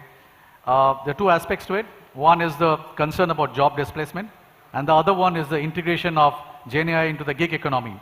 Appears to be creating more opportunities and enhancing the quality of work for the freelancers. So my question to Saurav, okay, how do you see in your company it's impacting freelancers, and what are the associated risks it brings on the table? Right, that's an interesting question. I think if you look at AI and Gen AI, let's start from where you started. I think you gave a fantastic start, taking us back to the 18th century. Adam Smith, Wealth of Nations. I think we still go by the principles of it. So if you look at AI and Gen AI, I think that is impacting business and human life at large. I mean, if you ask me, I think there are three things that has happened in the last 20-25 years. One, the advent of the internet. to the advent of smartphone, and this being the third. That's the impact. But have we realized the full impact of it? Possibly not. And the reason I say possibly not is the ecosystem is not yet fully developed. We heard a fantastic thing from Alok. He said that 85% of his POCs don't go into production. That's the hard reality. And Prosenjit said the percentage is even more. So for the ecosystem to be sustainable, everyone needs to sustain in that. Now, obviously, within this AI, Gen AI, within this entire technology fabric, people is within that. I mean, we have seen this story very many times. When computers came in, people thought my job will get displaced. When ERPs started getting rolled out, then people thought my job will get displaced and things like that. But we have been living thereafter, and life goes on. So obviously with AI, Gen AI, now with AI, Gen AI, because the compute, the networking, the storage, the integrations have become all the more so easier, more so available, so that's why the technology is taking that leaps and bounds. So, however, for that sustainable thing to happen, I think we need a good pool of resources. We all know that getting good people is the biggest challenge, number one. Number two is that we need useful, effective use cases. And we can't be, looking at 90% failures and then the remaining 10%. So that's why, in organizations, they say fail fast. I mean, try something. If it doesn't happen, leave that, move on to the next. Even that 10% will give us the ROI that we are looking at. But obviously, the remaining 90% adds on to that cost. So if getting people, retaining talent is a big challenge, therefore, obviously, we have to look at alternative modes. And there comes the role of freelancers, there comes the role of, moonlighting and so on and so forth. Because, smart human minds, they'll also need not just money, not just, designations, they'll need something more. And if different flavors can give them that, then why not? Also, they can pull in the experience from, various industries. That's on the positive side. Obviously, when we are looking at people who are not full-time working, there are challenges to it. There are strategic challenges because always it requires a little bit of continuity. There is an element of, business that needs confidentiality and things like that. Those are definitely challenges. But my take is that in the short term, we'll see a lot of these kind of, alternate modes taking more than the real, the traditional modes till the ecosystem settles down. That's my take. Thanks, Saurabh. Changing the optics, I'll request Sanjeev for his views. So Sanjeev, with a very high attrition rate, okay, and so many options in front of the talent workforce in today's world, how do you look at your differentiated value proposition to build the loyalty quotient, okay, among the talented workforce and retain them? With the changing landscape that we have with changing technology, not just Gen AI, but even otherwise, there is a lot of focus on adoption of newer technology and also upskilling the existing people. Now, one of the expectations that the employees always have is to upskill themselves, okay, and they also want to grow, they want to change, and it is this force of changing and growing which has always pushed the employees to look around, to move out, to look around. This is something that, the change that they are expecting. But the companies are also changing. It is just that when the employees actually do not see that change within their organization that they are looking at. Attrition typically, is as a result of that. The lack of growth, as they always see, actually is also relates to the change management. So if the technology is changing, the adoption of technology is happening within the organizations, if the employee is not getting change in accordance with the changes happening in the organization, it leaves a strong ground for attrition. I think this is one of the reasons there. So, employees, of course, are looking for various things, but when it comes to the technology area, these are some of the expectations they have, and the environment also has to be competitive, because after all, there are so many organizations looking for AI skilled people, and AI skilled people are very few. We often see people who are large in number but not employable. The difference is actually on the AI skilled people, because AI is getting adopted much faster than anyone could do, but the people are not getting at the same rate, and therefore a lot of attrition are telling fewer talent pool and large number of requirements, and therefore they're getting pulled from all directions, and this is what is resulting into the various attrition. That ecosystem is not really in that stable mode that way. So at an organization level, the organization can look into this ecosystem to be more stable, and which is adoption of technology, making sure the employees are upgraded, and then I think together, if they move together, the attrition will drop significantly. I'm from an industry which is one of the lowest attrition in the country, which is utility, but which I still talk about that. Thanks, Sanjeev. The next question is something my favorite, pertaining to CX, customer experience, and the concept of EX before CX emphasizes the importance of prioritizing employee experience to enhance customer experience, CX. So my question to Amitava is, how are you ensuring motivated and effective workforce, which in turn leads to happier customers and better business outcomes? Yeah. So it is interesting that when you look at stakeholder experience, both the customers, the consumers, your partners, and your employees, some of the basic principles are still the same. So previously, whatever we used to do with the consumers, so for our online businesses, kind of creating personas, moving them through the journey maps, looking at each point of interaction, and trying to understand how you can give a differentiated experience to them. We are employing some of the same techniques to the other stakeholders. So some of the processes that we used to employ for the end consumers, we are kind of bringing it in-house. So for example, we talked about HR, because when we talk about people and all this, right? So right now in our organization, for example, we have a very interesting way that we look at employee experience, right? Because we realize that attrition is an issue, particularly getting the right people, keeping them interested, and also raising up the existing set of people to the expected level of behavior.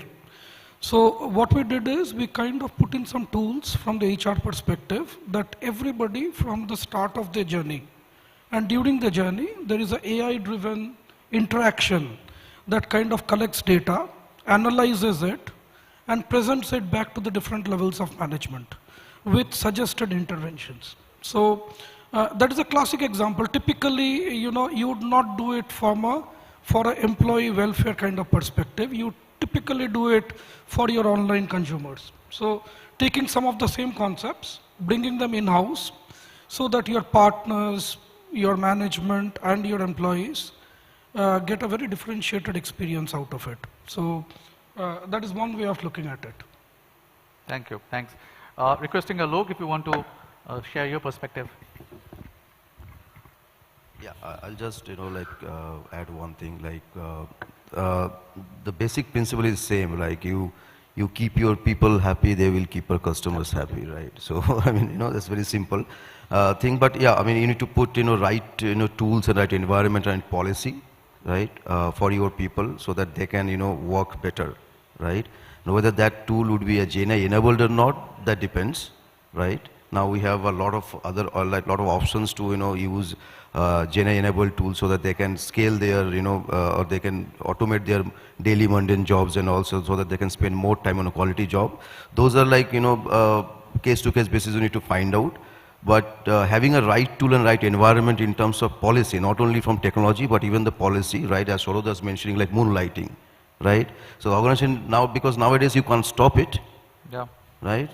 So don't fight for it, right? So you need to have a very clear and open policy so that the employees, the people can have a kind of a psychological safety kind of a thing, right? So that they can talk about it, right? Within the organization, so that you do, as an employer or as a manager, you don't get surprised someday, right? So having a right environment with the right tool is very important. Thanks, thanks. I'm aware of the time. I think good thing is Shubhama is here, so hopefully he's kind-hearted, so he would allow us a few more time. So I'll continue with the same velocity. And this is something which will also concerning a lot of you in the audience, okay? In the era of encompassing GenAI, what would be a piece of advice to the cohorts of the two segments? So one segment is young minds who wants to enter the IT tech space fresh from college, and the other one, executives who want to pivot to the IT industry from a different background after spending 3 to 5 years, okay? So maybe I'll start with, go to your views.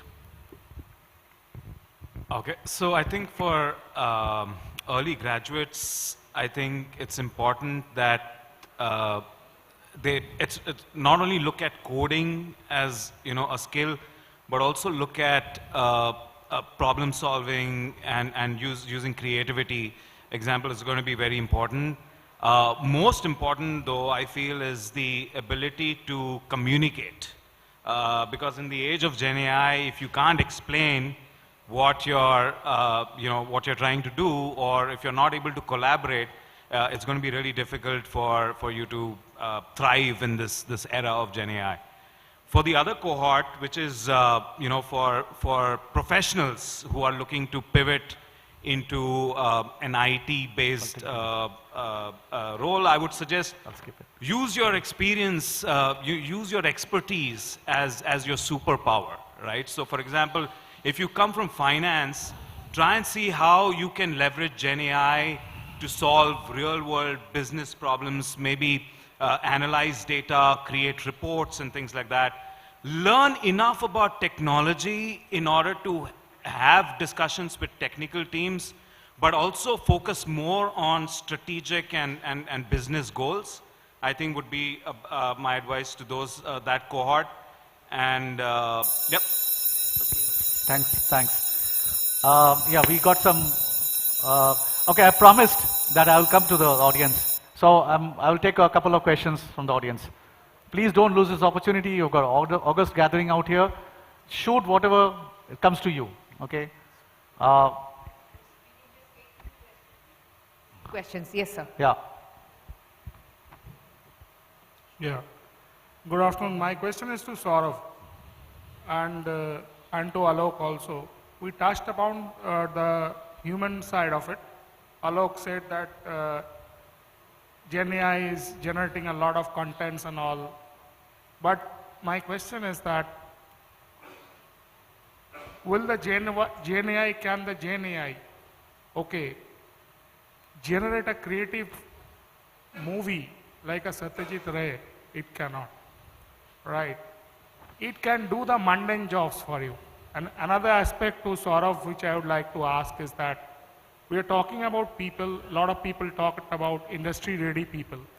So what is the contribution of us as managers and CIOs in this industry to get these people ready for the Indian industry? Because there are a lot of engineers which are coming out of colleges, but they are not industry ready. So what is your take on it?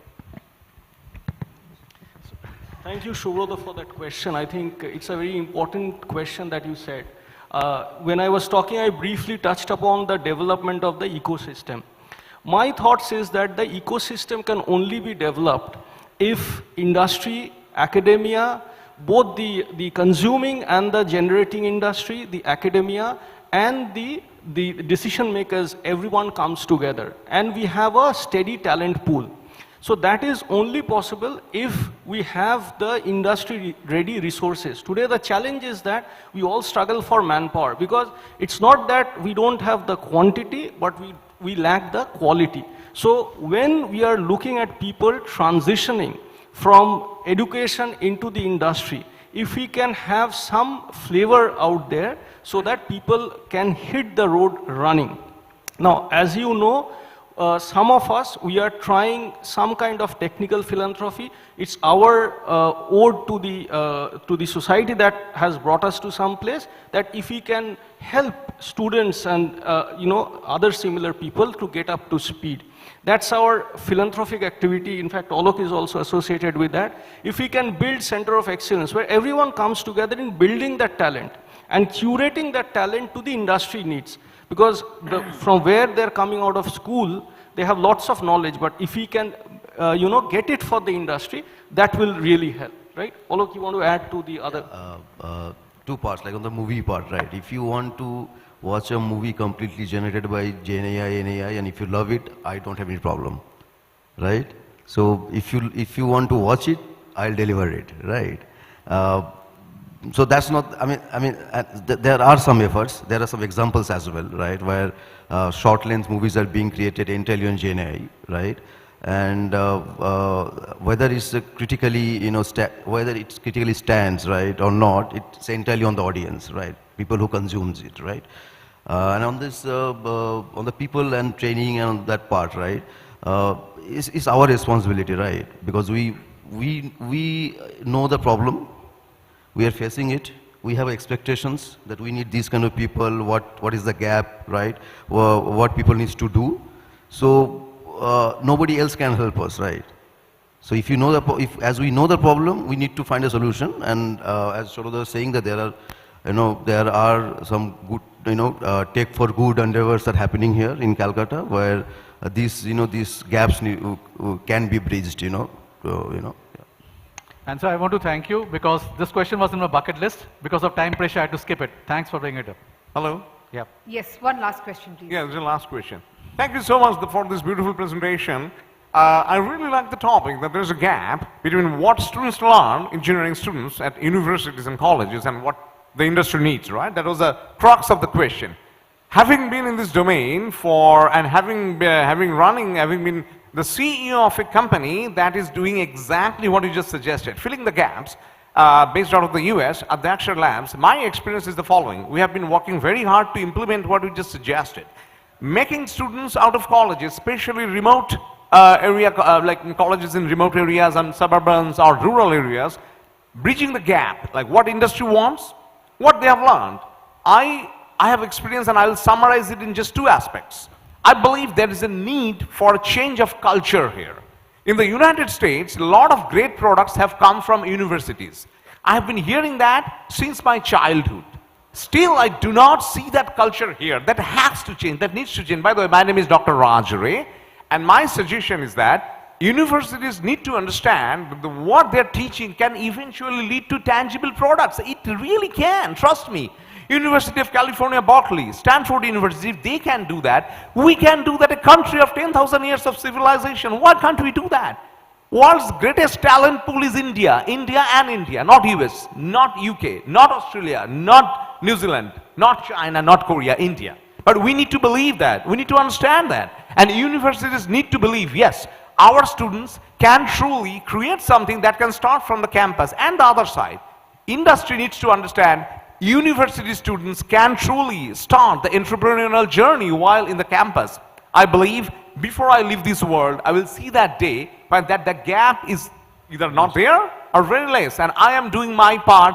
I won't stop at anything. I will continue. As the CEO of A Labs, that's the mission, and that's one of the goals I am still living for. I believe I would be able to make some change before I leave this world. That's all. Thank you so much. Thank you.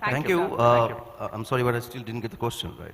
I was not expecting a question, it's a comment. What I'm saying, the change of culture, what do you believe, what do you feel about that? That industry needs to understand we can get great talents from academia. Academia needs to understand, impart the idea in students. Hey, you are a brilliant student, you can create a disruptive product. That is the day when it will happen. We got it, Thank sir. you. Thanks for sharing. Ma'am, can I have 1 minute more? So we just have to close this. Okay. I'm sure everyone is brimming with food for thought, but then the food is also waiting for all of us. Yes, we can take it offline. You can take, we can take the question. Yes, Okay, we'll take it offline. I think we can take it during the lunchtime. Thank you. Thank you very much, sir. And I'd like to request Mr. Dhruva Mukherjee, CEO of ABP Group, to kindly come forward and do the honors of presenting mementos to our moderator and our speakers. Thank you, Mr. Guru Vaidya. Mr. Alok Majumdar, thank you for sharing your thoughts with us. Thank you, Mr. Amitava Sengupta. Thank you, Mr. Sanjeev Sinha.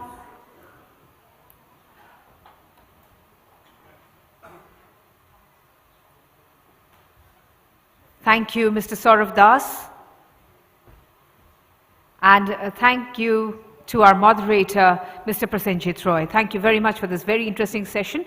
We request you to kindly step forward.